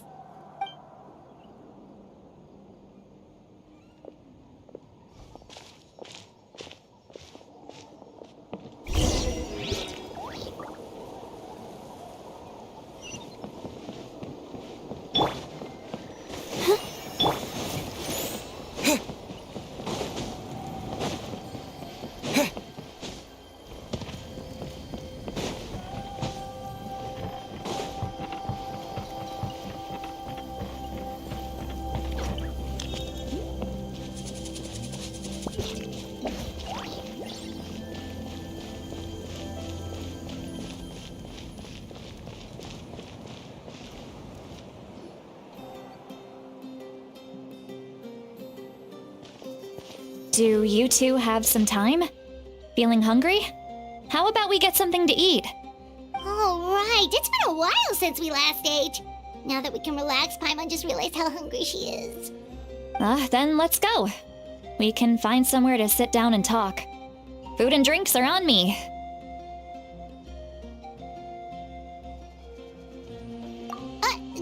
Really? You're not gonna take her offer?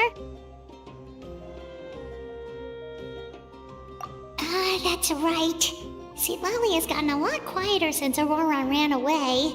She seems to be having a hard time. He's right. We're seasoned adventurers, so we're more than capable of paying our own bill. Hey, come on now. You won't even let me take you out for some food and drinks? I just wanted to treat you to a meal. Are you sure? We can save you some more. Mora is the least of my concerns. Besides, we're definitely due a meal after all the time we've spent together. Let me get this one. I might be an old hag, but I like to think I'm not completely useless. Sure, that's fine with us, but Paimon doesn't want you to be sad, citlali. Don't worry. I'm sure a juicy grilled steak will work wonders.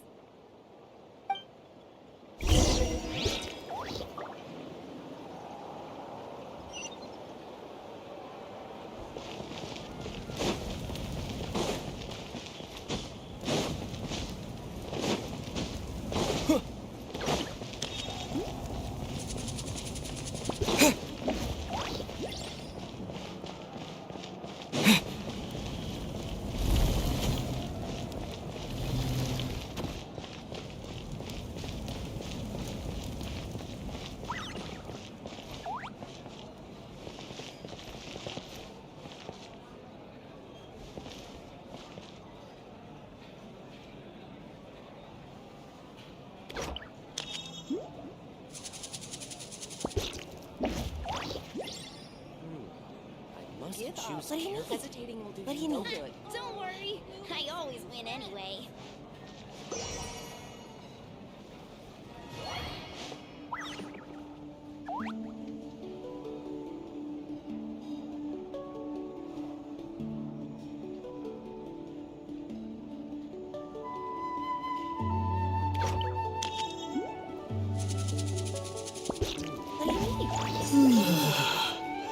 Give up. Hesitating will do you no good. Don't worry, I always win anyway.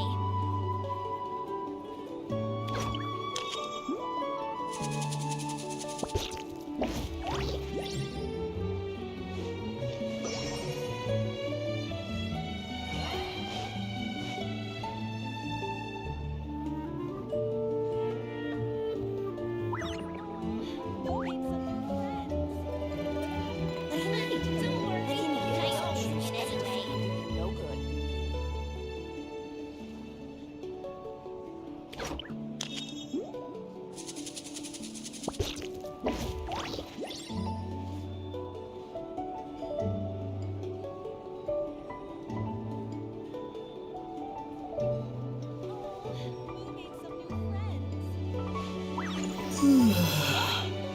Must choose carefully.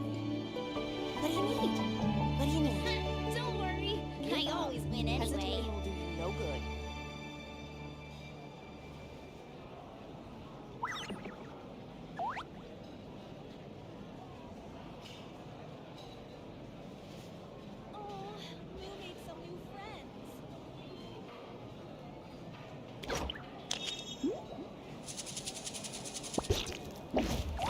Don't worry, I always win anyway.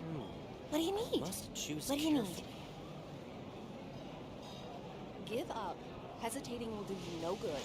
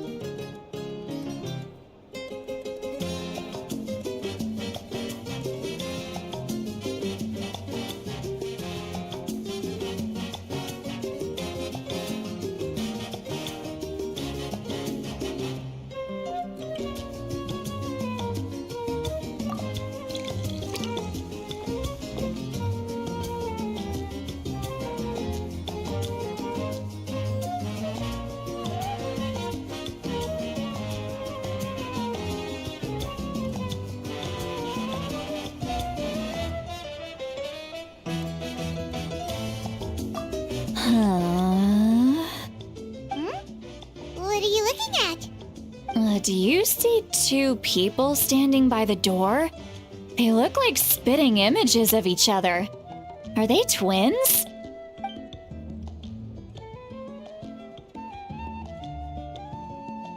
But Paimon only sees one person there. Huh? How could that be? I guess my mind isn't as sharp as it used to be. Give me another bottle, boss. Do you think she's drunk?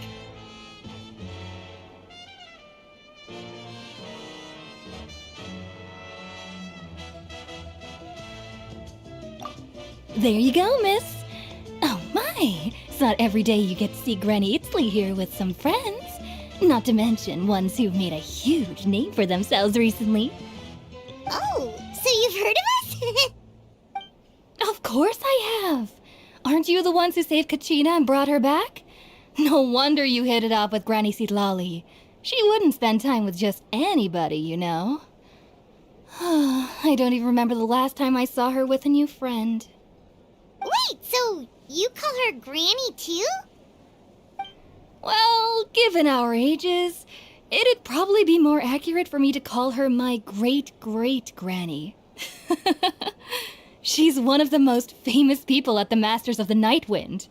Most days, hardly anyone even dares talk to her. Huh? Gossiping about me right in front of my face now, are you, Chonka? Oh, please, Granny, I wouldn't dare. I'm just beyond happy to see you bring over some new friends. After all, any friends of our regulars are sure to be great customers too. All right, that's enough. Go on now. I'm sure the other customers would like to talk to you as well. There's no need to keep staring at me. I promise I'll keep my alcohol down until I leave. Well then, you have my thanks.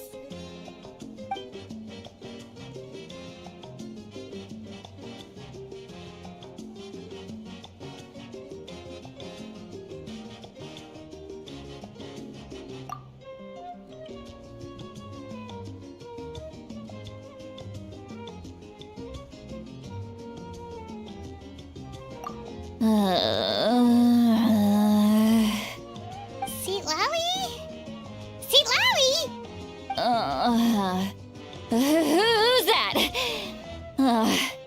You got some gall calling me by my first name. Let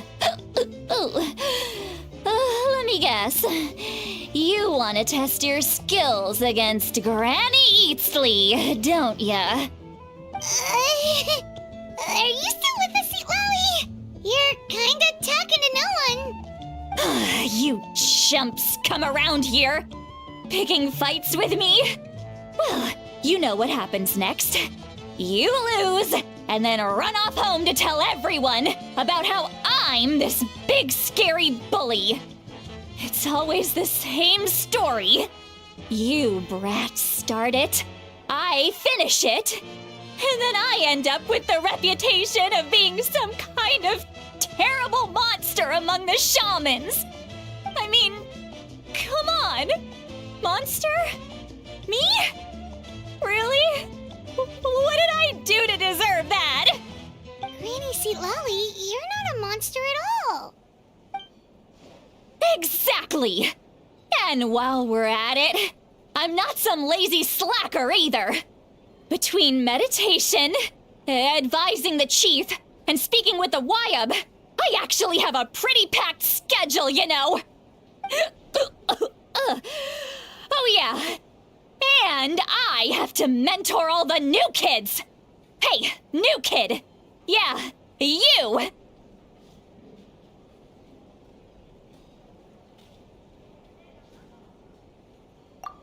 Don't play dumb. Didn't I teach you how to find phlogiston? You see? I know my stuff. I'm a good teacher. You tell him.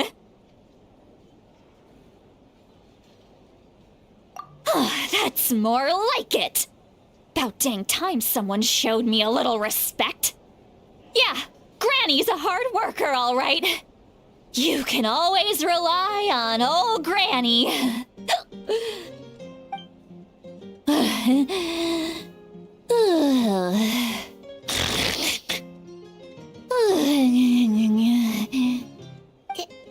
Did she just fall asleep with her eyes open? Oh, jeez. Behind this pitch-black curtain, a chapter of hatred reveals itself. Behind the smoke, the lingering smoke. She's meditating again. She does this whenever she's had a few too many drinks. Her mind's actually racing at this point. It's quite the opposite of sleep. Is this another specialty of the Masters of the Nightwind? No, I'd say it's an ability that's unique to Citlali herself. While she can easily pick up everyone else's skills and tricks, few have been able to master hers.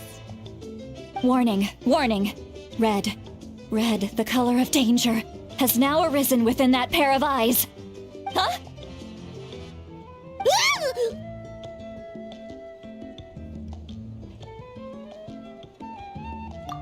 Traveler? Paimon? What's wrong? I'm gonna hurl. Hang on, just keep it in! Phew. Okay, it's passed. That was a close one. You had Paimon worried. Paimon really thought you were about to barf all over the table just now. How embarrassing. I'm sorry you had to see me like that. That's never happened before, I swear. I've never thrown up, not once.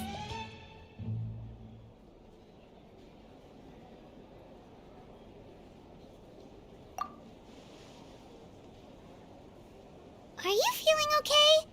Want to take a quick walk and get some fresh air?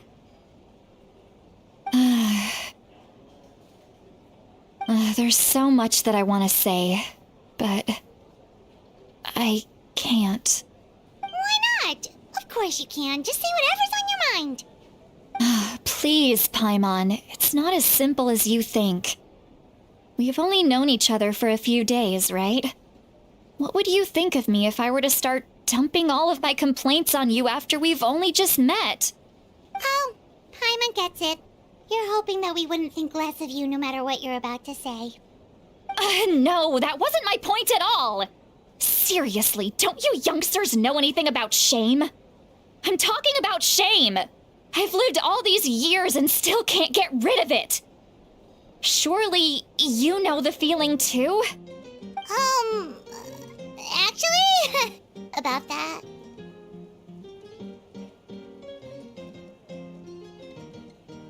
Huh? Tell me what? Yeah, this is as good a time as any.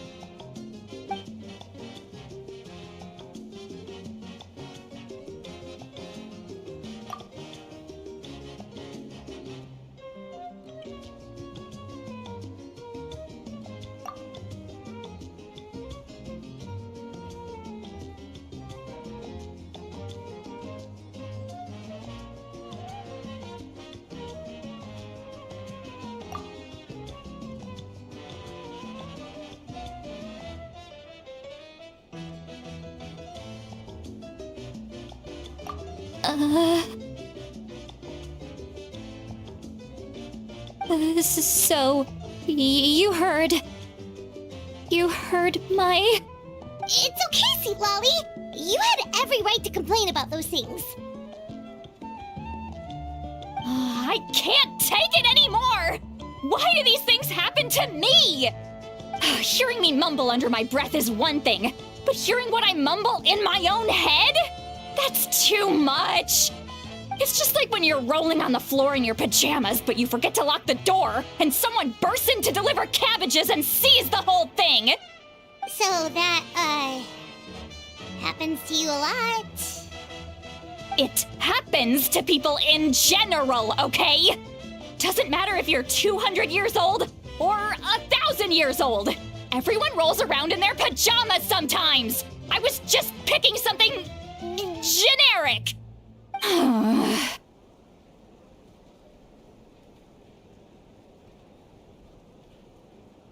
Take a walk with me. I have things to share with you. Looks like she's completely given up. Like those criminals who just confess everything and accept their fate.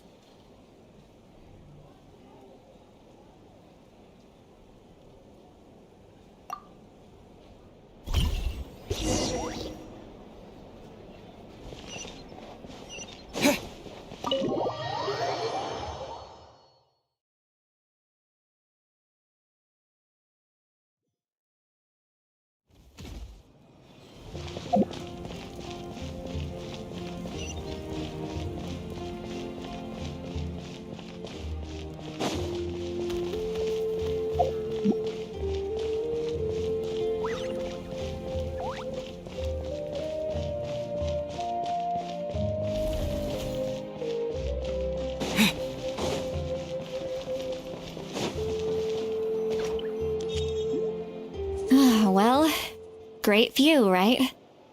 I love coming here by myself. Wow, it's beautiful!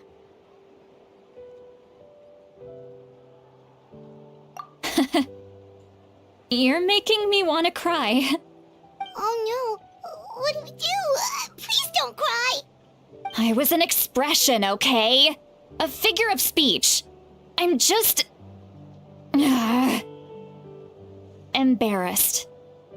Here you are thanking me. Even after you helped me all this time. Let's just have a casual conversation. It's easiest that way. Really? You don't seem like the kind of person who keeps things casual. Well, I guess I used to be more of a stickler for the rules. And you're right, I don't usually open up to the people of my tribe like this. I'm just an eccentric old hag to them. That story's been passed down so long, it might as well be true. But you're just a regular person. The kids of my tribe would have a heart attack if they heard you say that. Granny Eatsley is a powerful figure. Be careful around her. That's what they'd say. Well, you are powerful. Are they afraid of you? Some are. Others are mad I always come out on top. A few decades like that, and people stop knowing how to deal with you. What about you? Are you scared of me? We don't find you scary at all.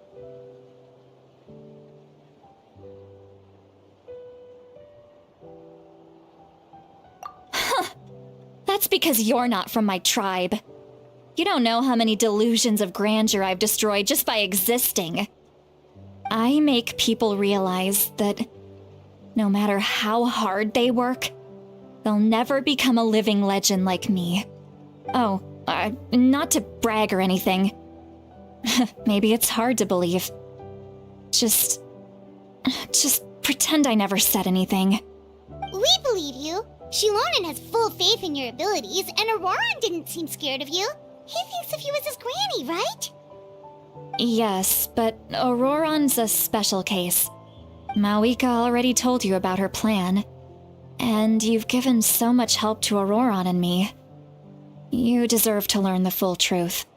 Auroran's not like other people. As I mentioned, he was abandoned as a child. The reason being, his soul is incomplete. The Masters of the Nightwind view this as a bad omen, capable of bringing about illness and misfortune. No one knows who his parents were. He was just left on a rock in the wilderness. It's a miracle he wasn't devoured by some wild beast. The Masters of the Nightwind believe they can see human souls, and in Auroran's incomplete soul, they saw a possibility for Natlan. A possibility to turn Auroran into a vessel for lost souls. The ceremony would allow lost souls to gather within him. Auroran would then be sent to the Night Kingdom to return the souls to their rightful place, strengthening the ley lines and completing the ceremony. Wait, that doesn't sound right.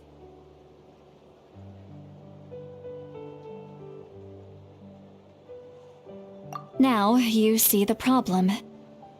When damage occurs to the Night Kingdom, the souls held within disperse and remain adrift, unable to find a way back to the ley lines. This loss of souls damages the Night Kingdom even further. The ceremony can send back countless souls at once, which would benefit the Night Kingdom and the souls themselves. Of course, the vessel, Auroran, would be sacrificed in the process. I wasn't surprised the chief at the time came up with the plan. The ley lines were already in a terrible state. A suitable candidate for the ceremony appears, and now you have the chance to make things better. Of course you're going to take it. When the chief asked for my opinion, I didn't give my approval, but I didn't object either. So they went ahead with the ceremony. It failed. and Auroron escaped with his life. Pathetic, isn't it? By not objecting, I basically gave them the go-ahead. Maybe they didn't have my explicit approval, but it's not like I did the right thing. If the ceremony was successful, Auroron would probably be dead. Of course, in my tribe, death is rarely something to fear. But what kind of message would we be sending by sentencing a newborn to death? By using a human life as a tool? It's not right. So, when I learned the ceremony had failed, I was ashamed by my inaction, and absolutely relieved by the result. The plan was never a secret. Or, I guess I should say, there was no point to keeping it a secret. A simple investigation from Auroron would reveal everything. Everyone thought he would be happy he survived, and he never really said anything to the contrary. But just as I was about to put all of it behind me, he asks this question. Would Natlan have been saved if the ceremony succeeded? Wait, but it's not his fault. He knows that, but he still feels guilty. Auroron has a strong ability to perceive souls, more than any of us. He understands just how dire the situation with ley lines has become. Maybe he chose to work with the Fatui because he still thinks he owes a debt to Natlan. I can only imagine what they told him. Traveler, didn't the captain say he found a way to solve the crisis? Maybe that's what brought Auroron into this. Anyway, we can't just let things go on like this. We have to convince him to come back!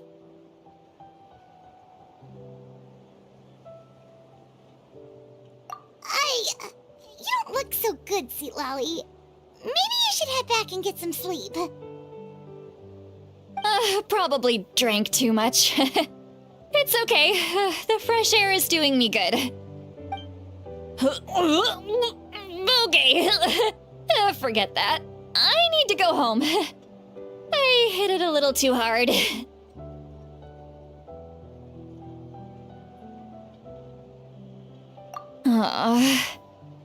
You've helped me so much already. How do I even begin to thank you? Hey, we're friends, aren't we? Besides, you already said you owe us a favor, so you don't need to worry about us. Good point. Well, I'll go home and get some sleep. We can figure out our next move in the morning.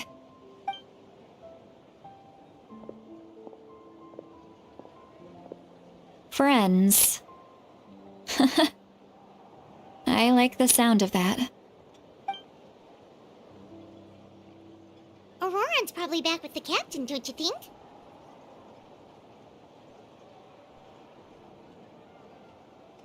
You mean about the backup plan? Do you really believe what the captain told us? Yeah, you're right. We should just go to her directly. But she's probably asleep. We can find her first thing in the morning. For now, let's... go to bed.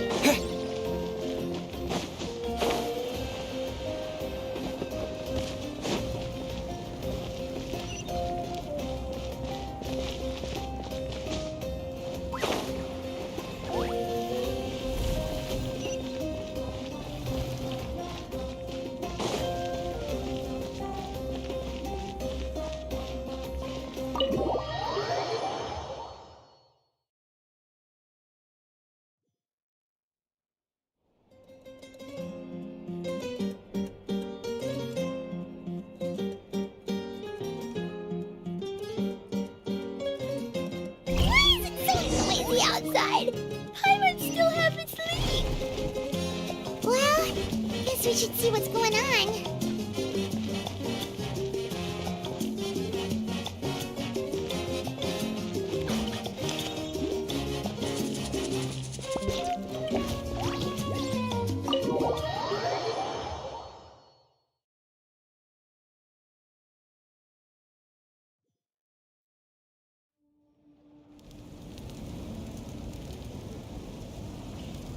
You're already here.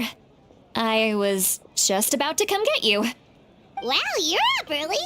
That's impressive, especially after all the drinking last night. Let's not bring up last night. I'm embarrassed about the whole thing. Anyway, I was also woken up by the commotion.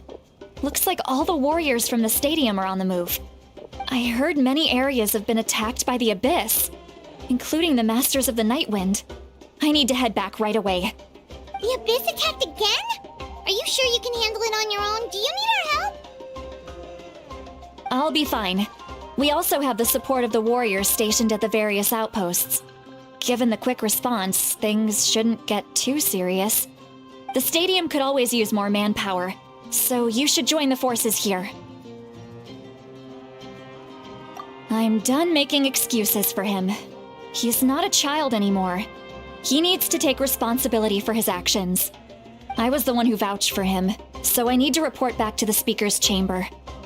I'll accept however they choose to handle the situation. But I should be able to convince them to let me go back to my tribe first to deal with the attack. As for the ancient name, once we handle this crisis, I'll talk to xilonen right away. Don't worry, I never forget a promise to a friend.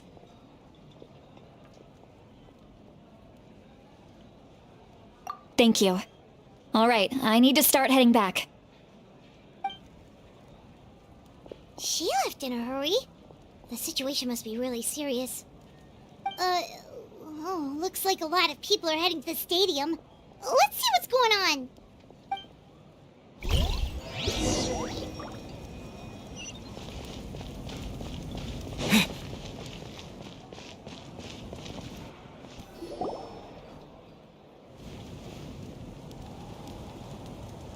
Traveler, over here! Perfect. Our star Outlander has appeared. Oh, you're all here! But, what's with the whole Star Outlander thing? Just my way of saying how awesome you are. We've got a real emergency on our hands, so this is the perfect time for you to show off your skills. Alright, but can we get a quick rundown of the situation first? The Abyss suddenly attacked the Collective of Plenty, the Masters of the Nightwind, the Children of Echoes, and a number of our camps and outposts in the wild. Yes, and the attacks are increasing in frequency. The tribes have plenty of defenses, so they're safe for now, but I can't say the same for the adventurers and merchants stuck in the wild. Chaska and I have been searching for survivors and treating the wounded. We just got back, but we need to head out again soon. I plan on heading back to the Collective of Plenty, just in case my tribe needs me. What about you, Mililani? Where are you gonna go? I'll go help the Children of Echoes. They're the closest, so I can start fighting right away. What about you guys? We could go together.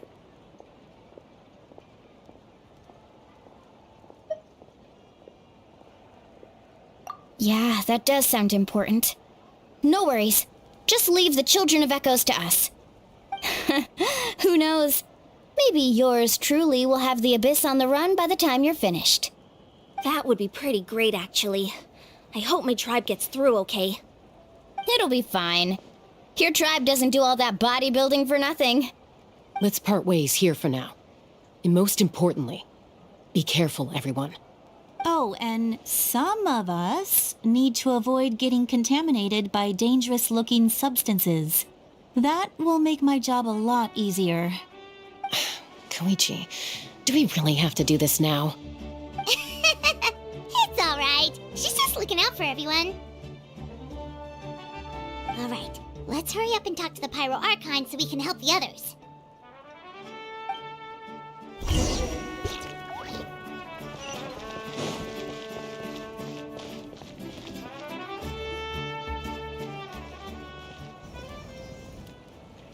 Oh, it's you two. As you can see, things are not looking good right now. People across Natlan are in danger. Look, I'm very interested in your recent adventures, but this is not a good time, so we'll have to keep our conversation short. That's all right. We're also in a hurry. We're gonna go help the Children of Echoes after this. What?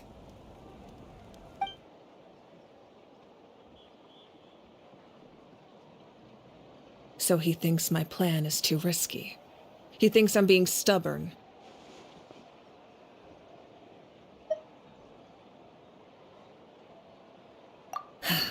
I shouldn't underestimate the Fatui's ability to gather intelligence. The Gnosis does have that function, but there's more to the story. I will answer you honestly, but you must help me keep this a secret. I can use the power of the Gnosis to save Natlan, but it comes at a heavy price.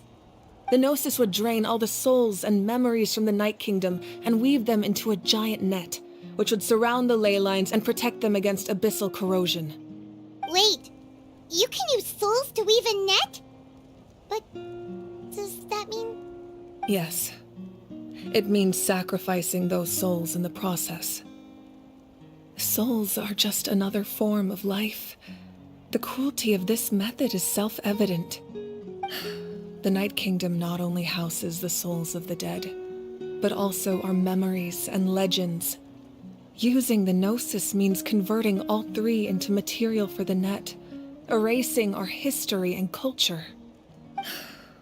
Even then, the net can still become corroded.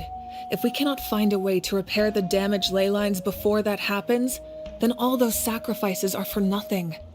Given the enormity of the price, it's a solution I refuse to consider right now. I want us to win, but I also care about how we win, and what that means for us in the end. Now it's true, both plans come at a risk, but after weighing our options, this is our best bet.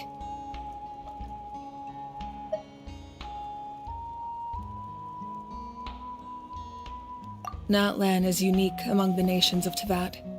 Given the ever-looming threat of the Abyss, the Pyro Archons had to account for the worst-case scenario. Having a contingency plan is our duty, not just to the people of Natlan, but to all who live on this continent. Still, this has always been a well-kept secret. I'm very curious how the captain learned this information. Oh, one more thing? The captain said he found another way to solve the problem. Could be equally as extreme, though. Without the Gnosis, he should have no other option. But I see no reason for him to lie. Seems like our only path forward is to track him down, so he can answer that question for us.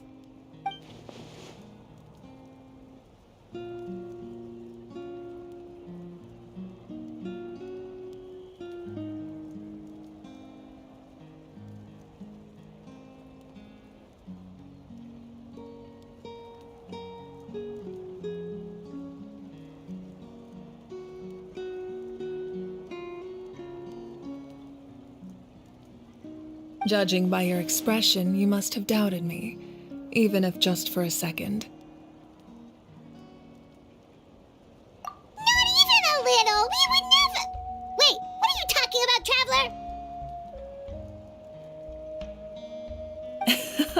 Traveler? Just as expected. I appreciate your sincerity. Maybe it was out of caution, anxiety, or simple curiosity, but know this. No matter what, our goal remains the same. We both want to save the people of this land. So now that you have your answer, do you still doubt me?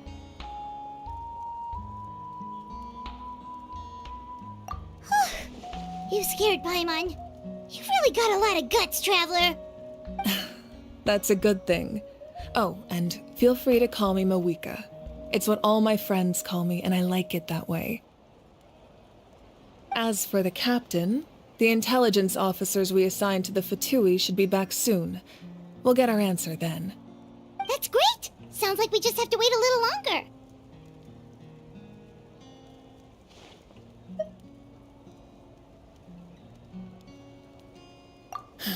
Not just yet. Even though the Abyss is attacking several locations at once, I'm confident the warriors stationed in those areas can handle it. Don't worry. I just need to finish coordinating our available manpower, then I'll take a small team to handle the difficult locations. Wait, you're going to fight in person? Didn't you give up your power? That's true. I'm far less powerful than a god in my current state. But don't forget, I was an experienced and powerful warrior before I ever became the Pyro Archon. No matter how you look at it, my duty is on the front lines.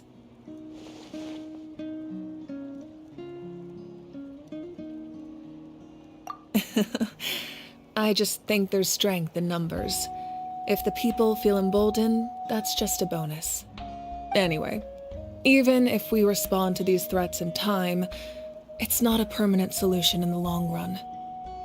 I've considered moving my people to other nations, but given their close connection to the Night Kingdom, a forced evacuation would have devastating consequences. I've told the chiefs of each tribe to strengthen their defenses and advise people against leaving their settlements. Now, I just need to find the right time to disclose the true nature of the crisis to the people of Natlan. Paimon's a little worried about how people will react.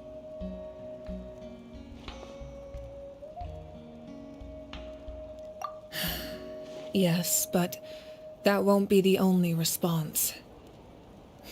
In any case, that's for me to worry about.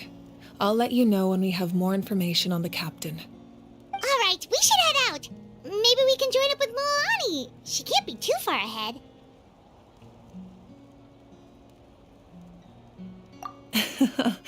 No need to worry about me.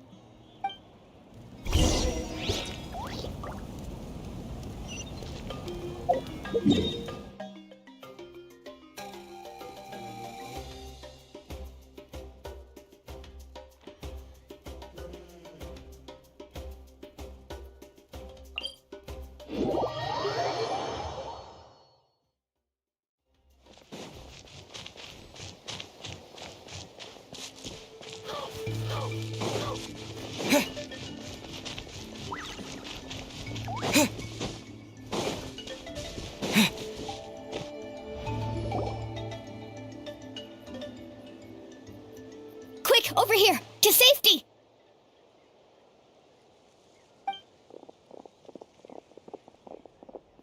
Kachina, how many people do you have left?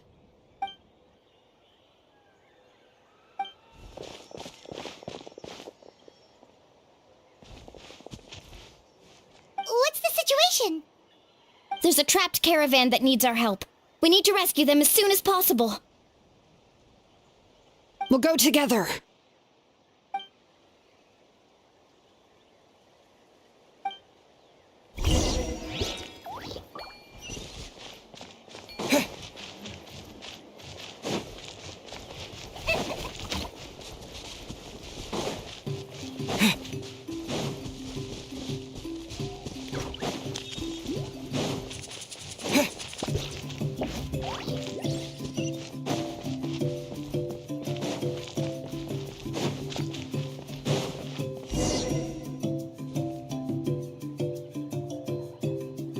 Stay safe. We've got this.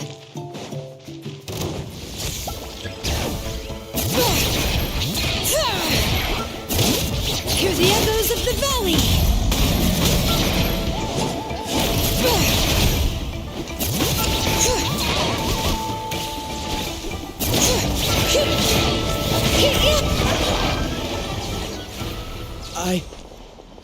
I really thought I was done for. I can't thank you enough. Don't worry about it. We're just glad you're okay. Let's see. Your goods look fine too. Guess the Abyss isn't after Mora. That should be the last abyssal pylon near the Children of Echoes.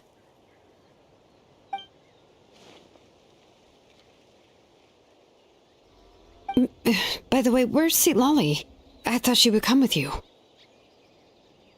The Masters of the Night Wind also got attacked, so she went back to help her tribe. She said we can deal with the ancient name later. Yeah, that makes sense. The attacks are more urgent. Alright, this isn't a good place to talk. Let's head back to the tribe.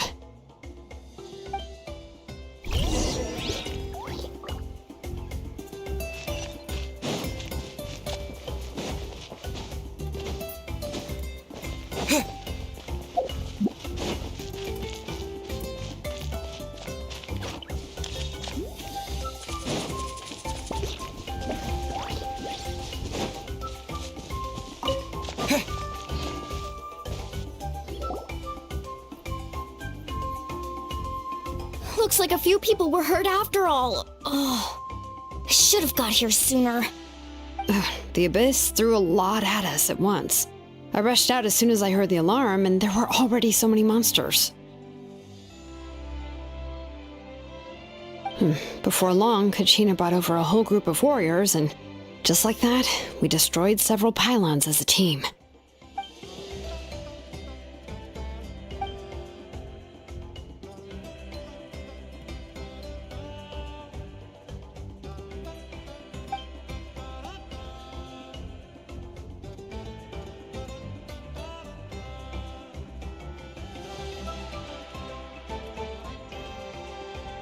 You mean the situation in the Night Kingdom, right?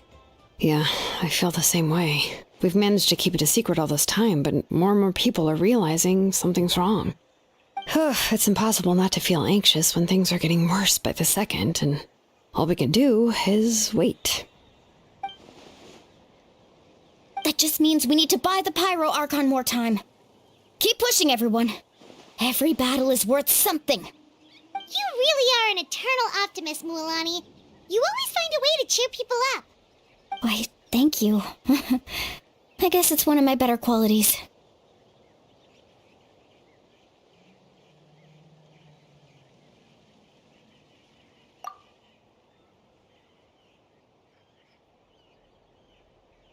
So, specifics aside, the Pyro Archon confirmed the Gnosis can resolve the crisis, but it comes at a huge price.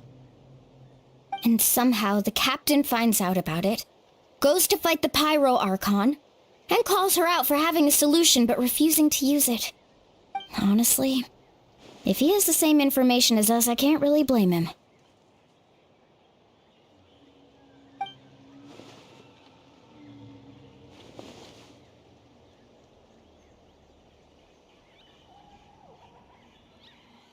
We talked to Moika before we left the stadium. According to her, the cost of the captain's plan is too high.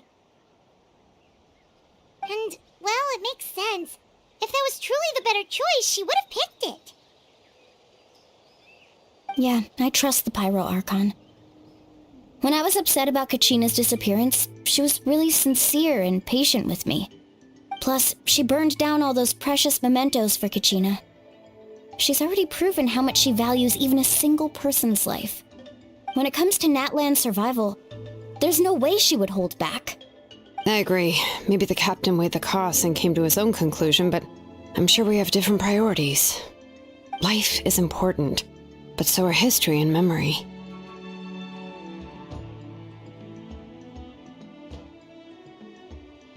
As the Archon, she can't tell us everything, but it seems like she wasn't holding anything back this time.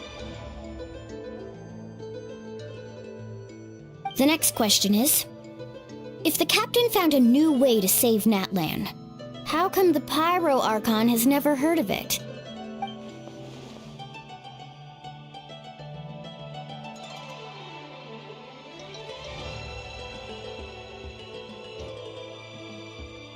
This is all super confusing. We still don't have enough information. Once we figure out what the Fatui are doing, we'll have our answer. Let's head back then. Moika said her intelligence officers should return soon. With how many Fatui there are, someone's bound to give something away. Sounds good. I have a few theories of my own. With a bit more information, we just might get to the bottom of the whole thing.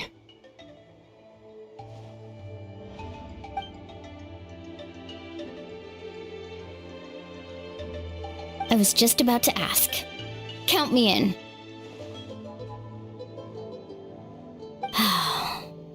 If I was just a bit faster, we could have prevented a few people from getting hurt. People who could help us in the next battle. It's all a chain reaction.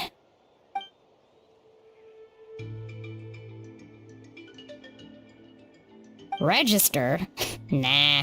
I'll just follow you around. You know, go where you go, do what you do.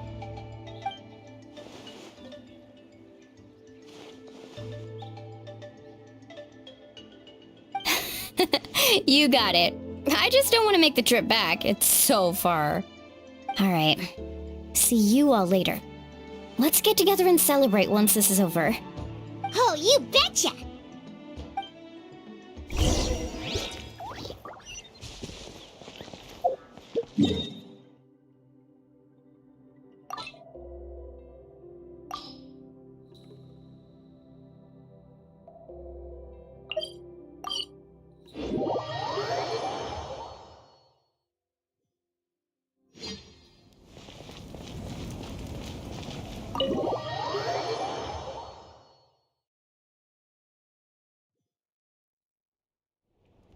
Moika! Oh, Chaska and Koichi are here! Wait, are you okay, Koichi? I'm fine. No need to worry. They ran into the Fatui while out on a mission and decided to follow them. The Fatui?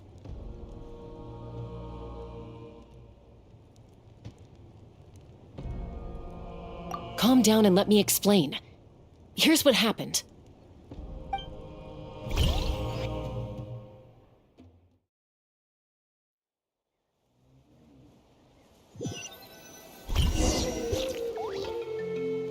Watch out. It's the Fatui. Were they attacked by the Abyss? No, wait. It looks like they're protecting a group of travelers. Over there. Do you see? You're right. That's a traveling group from Natlan. Could they be trading for something? Let's keep observing for now. We're glad you're okay. Given the appearance of abyss monsters all over Natlan, you should cancel your journey and seek shelter at the stadium or one of the tribes. Thank you so much. I wish there was something we could give you. We don't expect anything in return. We were out on a mission and saw you being attacked. It was our decision to help. If you truly wish to repay the favor, you can keep this a secret. If anyone asks, just say you were saved by warriors from Natlan. Oh, okay. We can do that. But... We're not asking you to cover up our activities. We haven't done anything illegal. Our captain simply wishes to remain undisturbed. Nonetheless, the decision remains yours. If we wanted to keep you quiet, we would have employed a harsher method. Got it. We'll get going now. Did you hear that? They mentioned a captain. Isn't that who the Pyro Archon is looking for? Exactly. We could be onto something big. Still, there was no trade. They were just helping people in need. I didn't sense an ulterior motive. I didn't believe the captain when he said he wanted to save Natlan.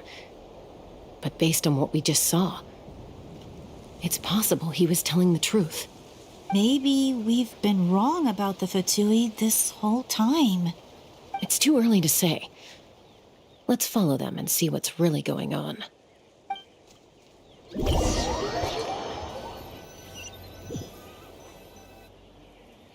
So this is where they were headed.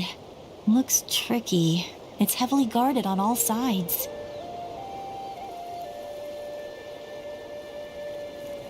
Koichi, wait for me here. I'll go in and check it out. Oh, no you don't. How are you planning to get through all the guards? Look, I can use this terrain to my advantage. With our tribe's special way of getting around, I doubt they'll see me coming. We still can't see anything on the inside. What if you can't find cover? You won't have anyone to watch your back if you go in alone. The more heavily guarded the location, the more valuable the secrets. Even if the captain isn't here, we can still figure out what the Fatui are planning. That intel is worth the risk. Fine. You're not gonna listen to me anyway, so let me come with you. That's even more risky. You've been running around saving people for days. You're already at your limit. I'm confident I can protect myself. I'm not sure you can say the same. At least right now. I can. You really believe that? Fine, don't believe me. But you can't honestly tell me infiltrating a heavily guarded Fatui hideout all on your own sounds more reasonable. You know, growing up, even if I insisted on doing something, it never gave you any trouble. I'm not sure you can say the same. All right. If we start arguing, this will never end. We can't let this opportunity go to waste. Guess that means I win. Don't worry, you're not the only capable young person from our tribe. I can handle this. All right, same plan as usual. We split up, communicate with hand signals, make sure our blind spots are covered, and support each other once we strike. Got your ropes? Yeah, let's go.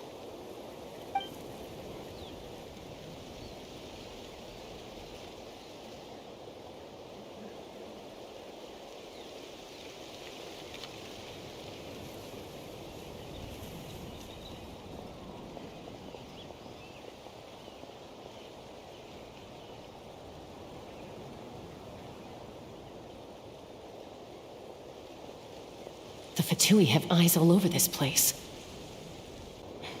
I should wait for Koichi's signal.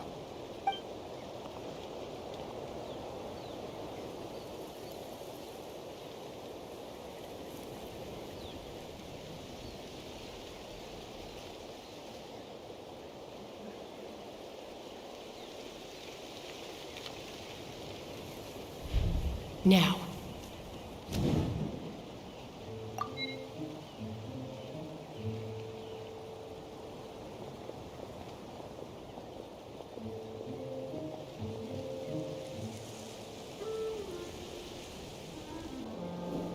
Not sure how many chances I'm gonna get.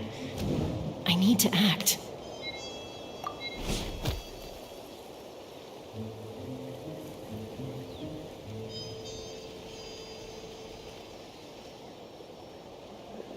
Good. I made it without getting caught. I should get to that platform over there. But it's guarded by the Fatui. Koichi should have line of sight. I'll wait for her signal.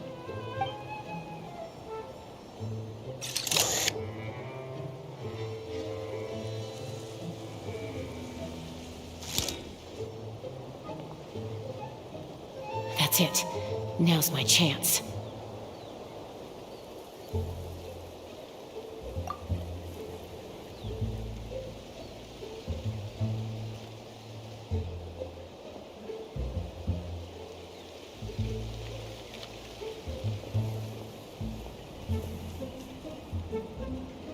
It's no use staying in one place.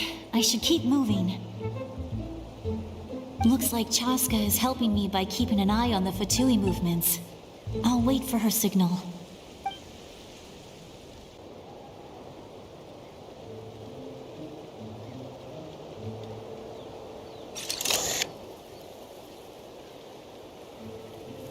Time to move.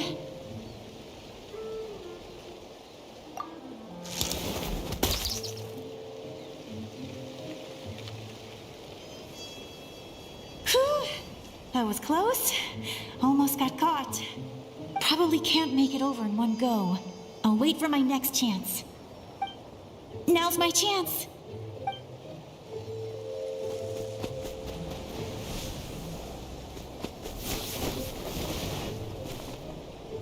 I made it! That'll show my sister. Let's see. The Fatui's occupying all the best locations. If we could just get past them somehow. Wait, I've got it!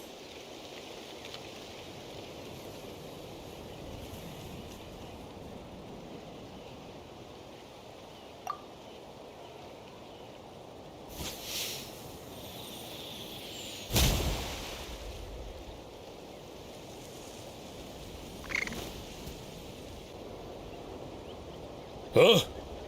What's that noise? Did something explode? Oh! It stings! What the heck is that? What do you think you're doing?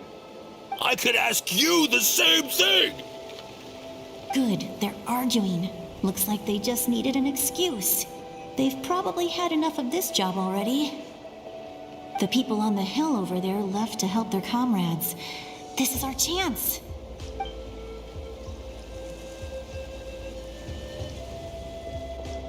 Come get me, Chaska. I hope she gets this hand signal. That's Koichi's signal. Smart idea. Alright, time to move. Give me your hand, quick. Coming!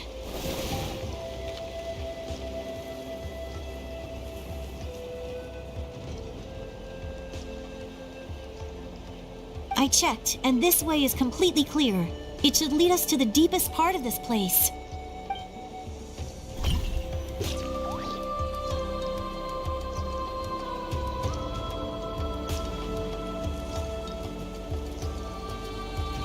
Well, I was pretty helpful, right? You know, everyone usually jumps at the chance to work with me. Not my own sister, though. No, she avoids me like her life depends on it. I was wrong, Koichi. You've done well. Wait, you're just gonna admit it? Now I look like the mean one. Let's focus on the task at hand. We're in the heart of enemy territory. The more time we waste, the more dangerous this becomes. All right. If you're not gonna take the bait, then I'll drop it. Looks like the Fatui are here to dig something up. I'm surprised they mobilized this many people. I doubt it's because they're interested in our culture and history. It seems like they're looking for a dragon relic called the Source Mechanism. The device is ancient. Barely any information survives to this day. And even people from Natlan don't know how to use it. Why would this be the Fatui's target? Not bad. Looks like it's in good shape. This should be what our Lord's looking for. Took us long enough. Come on, let's get this thing back. Back? Back where? Should we keep following? You really want to keep going? Of course. We make a good team, don't you think? No reason to stop now. What was that sound? Uh-oh. We've been spotted. Time to go. Falling rock incoming! Watch out for your gadget! What? You'll regret that! After them!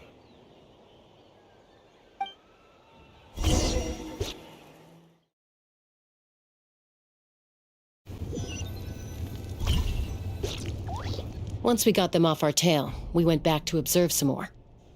They'd collected several identical pieces of something. It looked like they were waiting, though. So we decided to come back. So, Koichi got injured trying to get them off your tail? She pushed herself too hard and collapsed on the way back to the stadium. Well, I didn't cause you any trouble while we were fighting, right? So my perfect record remains. You've done very well.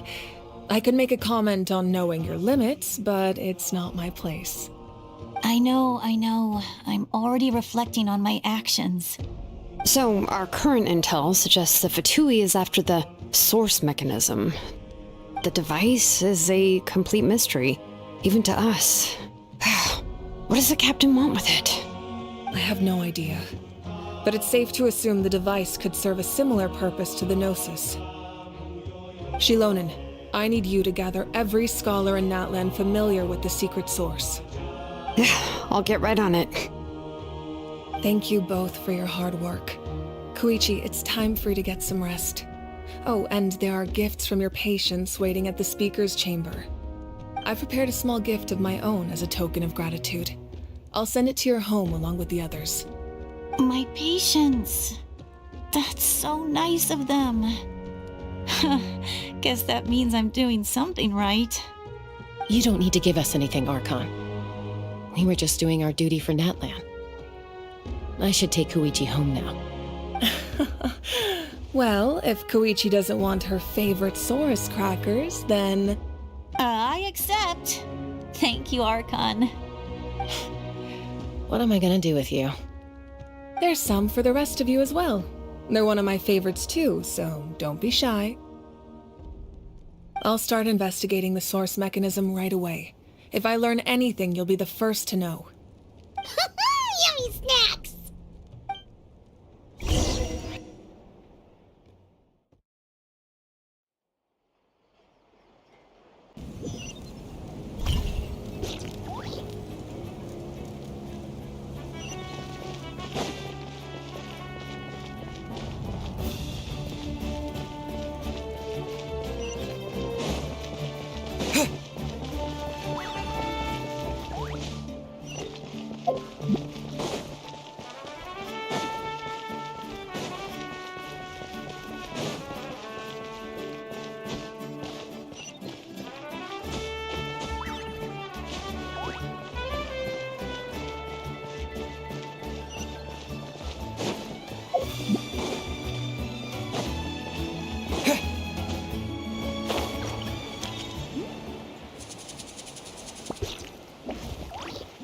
What's next for you two? I'm taking Koichi home. With our parents there to keep an eye on her. I can make sure she actually rests. Hey, it's not like I'm some kind of prisoner. I'll be fine in a day or two. There's no need to go all the way home. That's what you always say.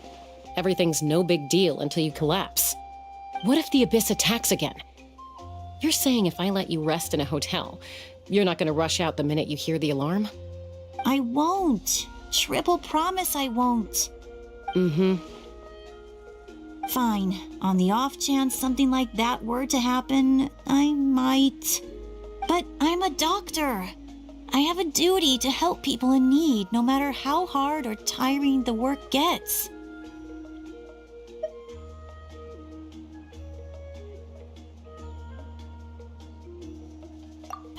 I guess you're right. But I don't have to like it. This reminds Paimon of when we first met. Except you were the one trying to stop Chaska from doing something dangerous. I'd do the same for anyone trying to put their life in danger. As a doctor, I don't want people to get hurt because of a rash decision. Then try to see things from my perspective. You clearly want to protect your patients. So can't you understand why your own sister would feel the same way about you? The two of you are the same, you know? I disagree. I understand the risks and costs of my decisions. Who wants to be like her? Overconfident, always making excuses when things go wrong. That's just not true. You think I don't have proof? Okay, don't get into another fight. Just pretend Paimon never said anything. Don't worry, Paimon. You didn't do anything wrong. Arguing is just how we communicate. Neither of us really takes it to heart. Plus, I guess we are similar in some ways. Maybe I rush into things without thinking, but I learned that from her. We're family. I can't help it if my older sister is a bad influence. Okay, you don't have to put it that way. So, you're all good now?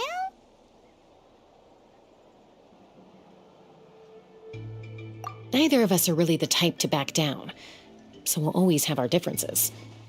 But still, we get along in our own way. Plus, I know you'll wake up one day and realize I was right all along. I just need to wait. Be my guest. Come on, let's get you home. See you later, Traveler and Paimon. I'll be back once everything's settled at home. There's no rush. At least grab a nice meal with your family. Bye, you two. Take care of yourselves out there.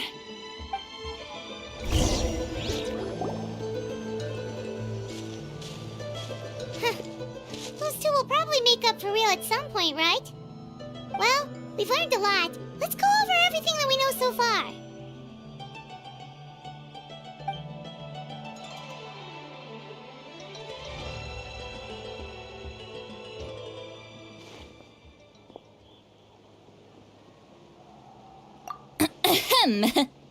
Sorry for popping up out of nowhere. Again. Why do you look so awkward? Oh, is there something you need from us? Okay, I won't beat around the bush. Oh, and I'm sorry for interrupting your rest. I'll treat you to some charcoal grilled steak to make up for it. Awesome! Just give us your orders. Hey, friends don't order each other around. I'm just here to share some news. Remember what we talked about before parting ways?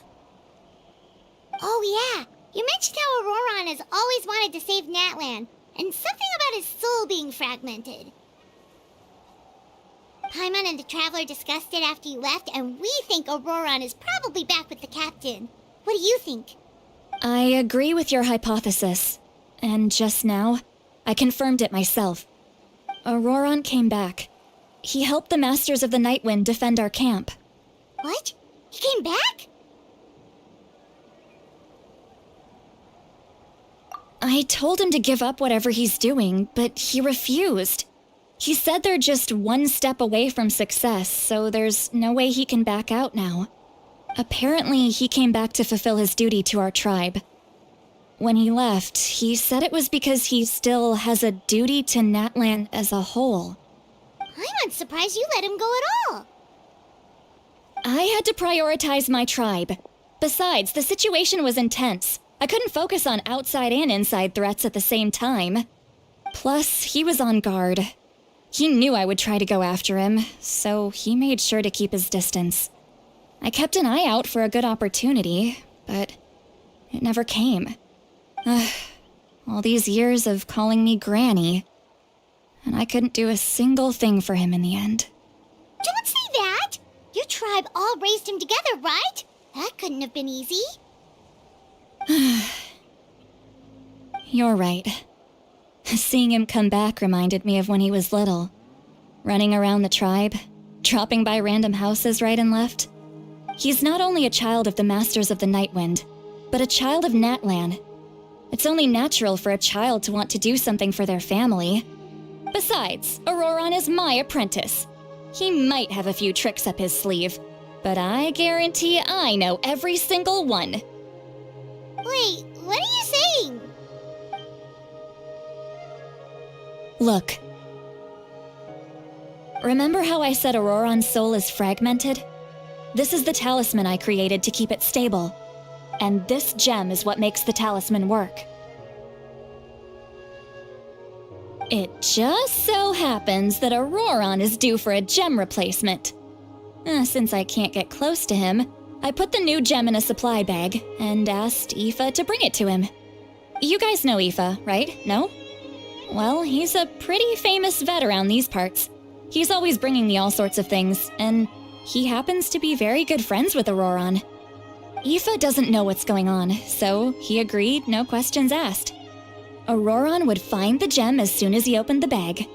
He knows how important it is, so I knew he would make the switch. He probably suspected that I tampered with it. But here's the catch. The trick is on the bag. The moment he touched it, a portion of his memories were copied onto the old gem, which he no longer needed. That's amazing. You can do something like that? Most people can't, but I can. That trick he used to bring you to the Night Kingdom isn't anything special, by the way. My technique is much more subtle. He won't notice anything. So in other words, we have a whole backup of Auroron's memories in this gem. The kid thinks he can take me on? Like I wasn't the one who taught him everything he knows? That's amazing, citlani. Let's take a look right away. Once we get to the bottom of this, we can finally track him down. I know he thinks of me as his grandma, but do you think he'll get mad at me for this? You can be honest. That's a tough question.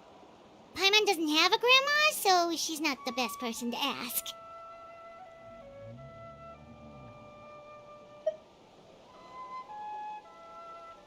To be honest, I've always doubted my ability to look after him. I didn't stop the ceremony all those years ago, and now I'm useless again. But if I stop here, it will haunt me until I'm 500 years old. Every night I'll wake up in a fit of anger.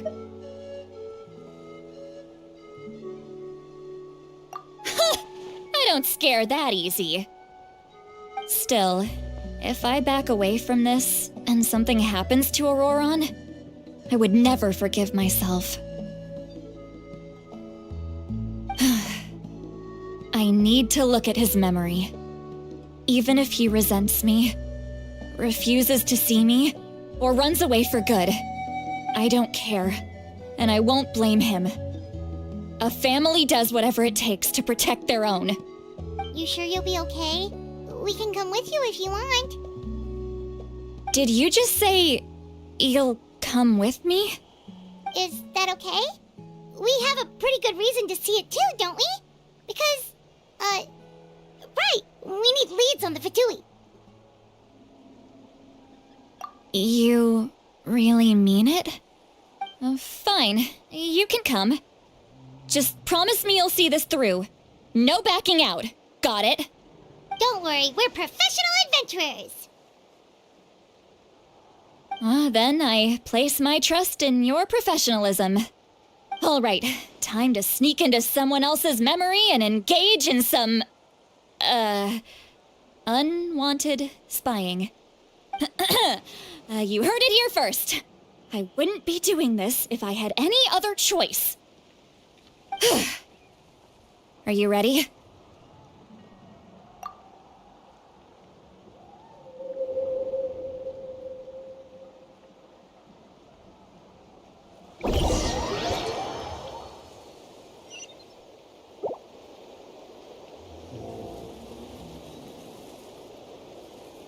Look how good you're doing. You'll grow into nice big radishes in the future. And you? Aoife says you're taking up too much space, but I think you're a good tree. What do you think? Hey! How's it going, Auroron? Good. How are you, Uncle Okanbi? Can't complain. What you up to? Naming your vegetables again? No, just some idle conversation. Sounds fascinating. What did they say? They told me you were coming and that you would take some produce with you. Only if you're offering. By the way, I ran into Aoife yesterday. He told me Chaska's fostering a saurian at his place. Said the thing trampled over a part of your radish garden. I hope you two didn't get into a huge fight. No, don't worry. I'll find a way for him to make it up to me. I've already wrapped your share of the produce. Here you go. You really knew I was coming. That's pretty amazing. Light up the smoke and you can see the path through the shadows. That's what everyone says. Hey, have you seen that strange group of people that just appeared out of nowhere? Appeared out of nowhere? I don't think so. It's the Fatui. Their leader seems like a big deal. He didn't bring many men with him, but they're all elite warriors. It seems like they're looking for someone, but I wouldn't go around asking too many questions. If you run into them, be careful.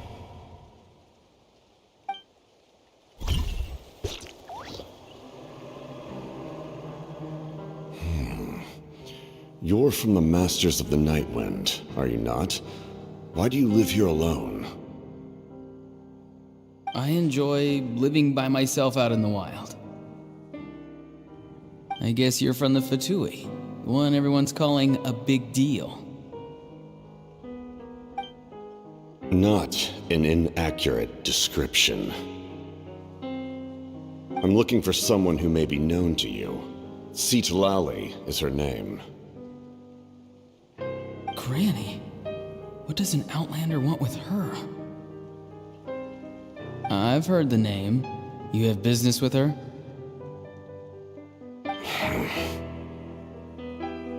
There's no point to further questioning if you insist on hiding things from me. I shall seek answers elsewhere. Oh, he could tell I was lying and now he's leaving? He gave up just like that?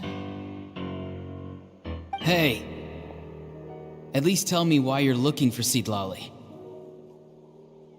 It's none of your concern. I have my own means of tracking her down.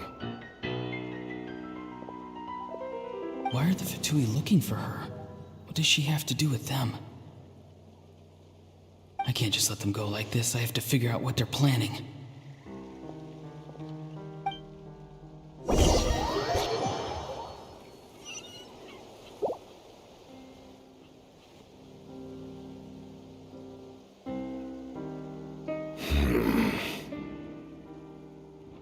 They've just been studying the ley lines and asking for leads on Granny. I can definitely rule out some sort of invasion. The situation has seen no true improvement. The Pyro Archon did not fulfill her promise. My lord! Ignore him. He is no threat. He knows I'm following him, but he doesn't seem to care. He's strong, I can tell. But there's something unusual about him and also familiar in some way. I can't describe it.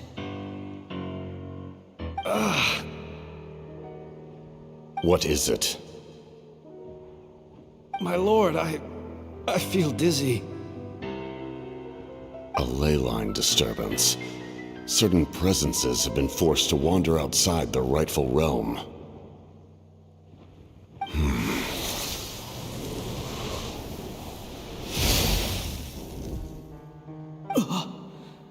That was a spell from the Masters of the Nightwind. How did he know that? Is he sending those escaped souls back into the ley lines? How did he do that so easily? Soulfaring is supposed to be extremely difficult. This could be related to why he's searching for Granny. I feel much better. Thank you, my lord. Think nothing of it. Stay vigilant and continue to gather information. The Abyss could attack at any moment. If you notice any irregularities, assume drill formation and be prepared to fight. However, there's no reason to over-engage. Information is our first priority. Yes, sir. Why are the Fatui fighting against the Abyss? Do they really mean us no harm?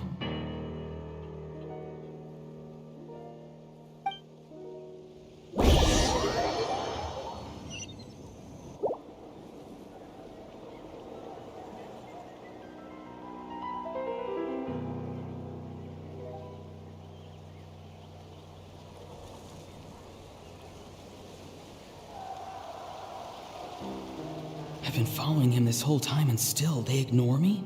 Do they really not care? It seems like his subordinates referred to him as the captain.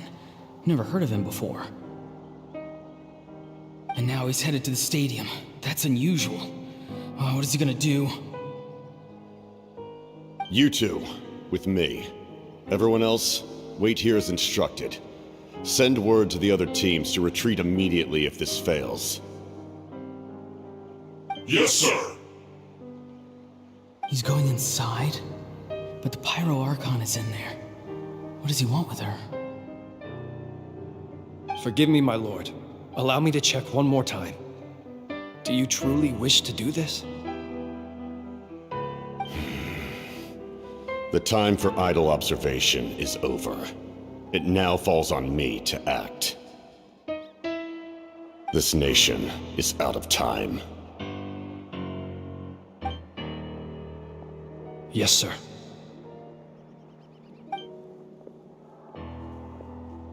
He just walked straight into the stadium. What is he gonna do?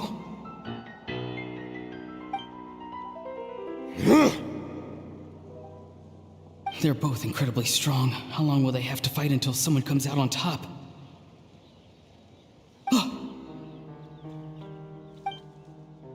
Wait, this feeling. Just like the other day near the ley lines, it's faint, like a soul's trying to escape. Where is it coming from? Is that why he's looking for Granny? If he dies here, then all clues will be lost. I can't let that happen.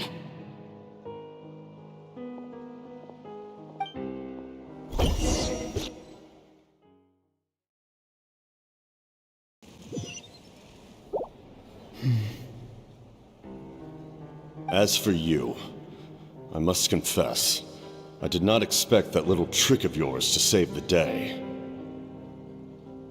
No matter how dense the fog, as long as the sun remains, we cannot turn day into night. She could have dispelled it. She simply chose not to. You don't have much time, and you're injured on top of that. What do you plan to do next? I'm beginning to see just how useful you may turn out to be. You heard something from here, didn't you?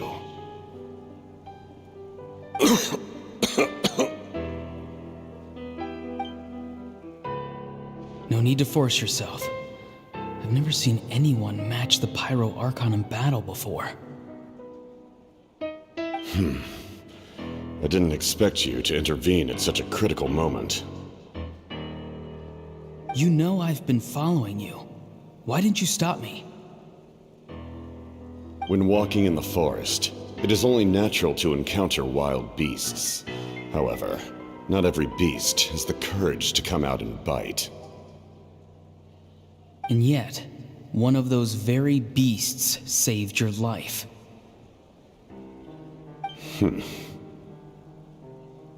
Then speak.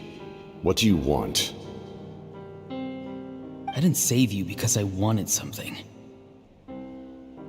My soul is more perceptive than others. I can sense that the ley lines are extremely weak. I don't know what the Pyro Archon is planning. Can she really save us? The questions you asked her just now, well, I've had very similar doubts. So I felt like I had to help you.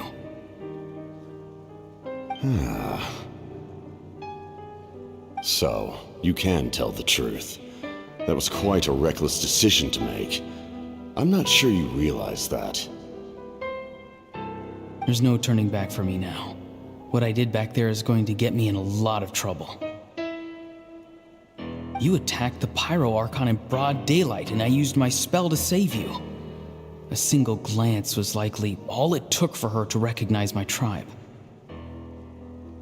So, we're in the same boat. Seem to care little for my thoughts on the matter. It's too late for that. Start from the beginning. Why are you looking for Citlani? Do you know her? Explain your relation to her first. I know you two are acquainted. It was obvious the moment I mentioned her name. Citlani is my elder and my teacher. She taught me everything I know. It's my duty to protect her. If you truly wish to protect her, you should have let me perish at the Pyro Archon's hand. Yet, you chose otherwise. Do I really need to tell you what that means? I want to do something to change Natlan for the better. Something I can accomplish with my own two hands.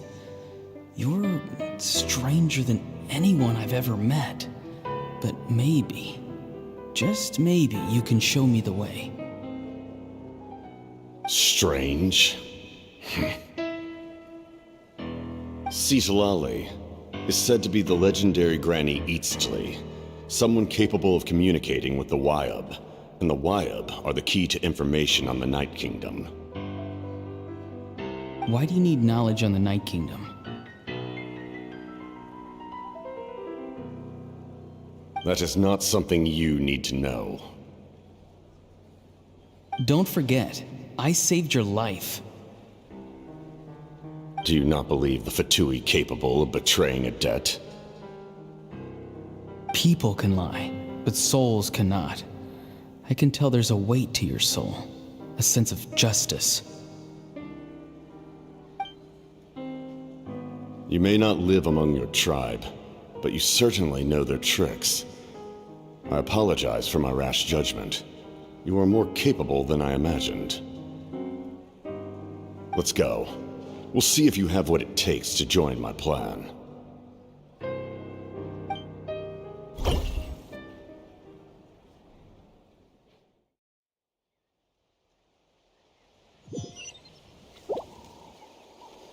I see.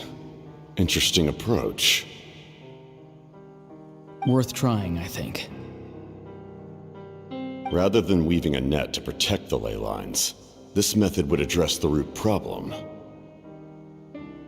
by reconstructing the ley lines themselves.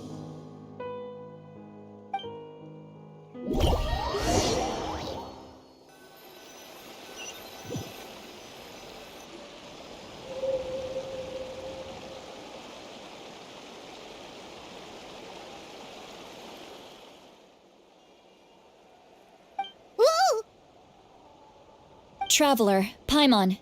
Are you two alright? Paimon's fine, just, a little dizzy.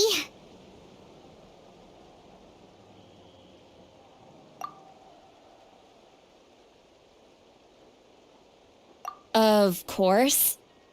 I'm so mad at him. After everything, he still can't let go of the past.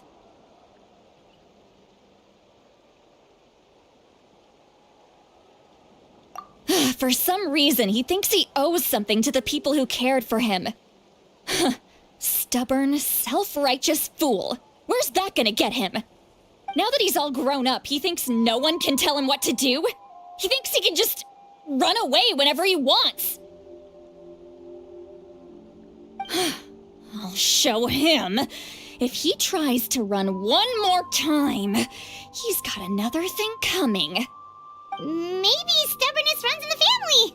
Like grandmother, like grandson, as they say. Is that supposed to be a compliment? Huh, that kid's got nothing on me. Anyway, back to what we just saw. I don't even know what to make of it. Yeah, the captain seriously wants to reconstruct the ley lines? What does it even mean? Something like the loom of fate, maybe? But how does that help with the abyss? The loom of fate? Oh, it's kind of hard to explain. Basically, it's a device from Conrio that has unbelievable power. Anyway, if he really wants to manipulate the ley lines, everyone in Natlan will be affected. Oh, this is big. Which means the captain has been honest from the very beginning. Auroron's memory proves that. Why is he so obsessed with saving Natlan? Oh, we've got to tell Moeka about this right away. Yes, she needs to know about this. Now.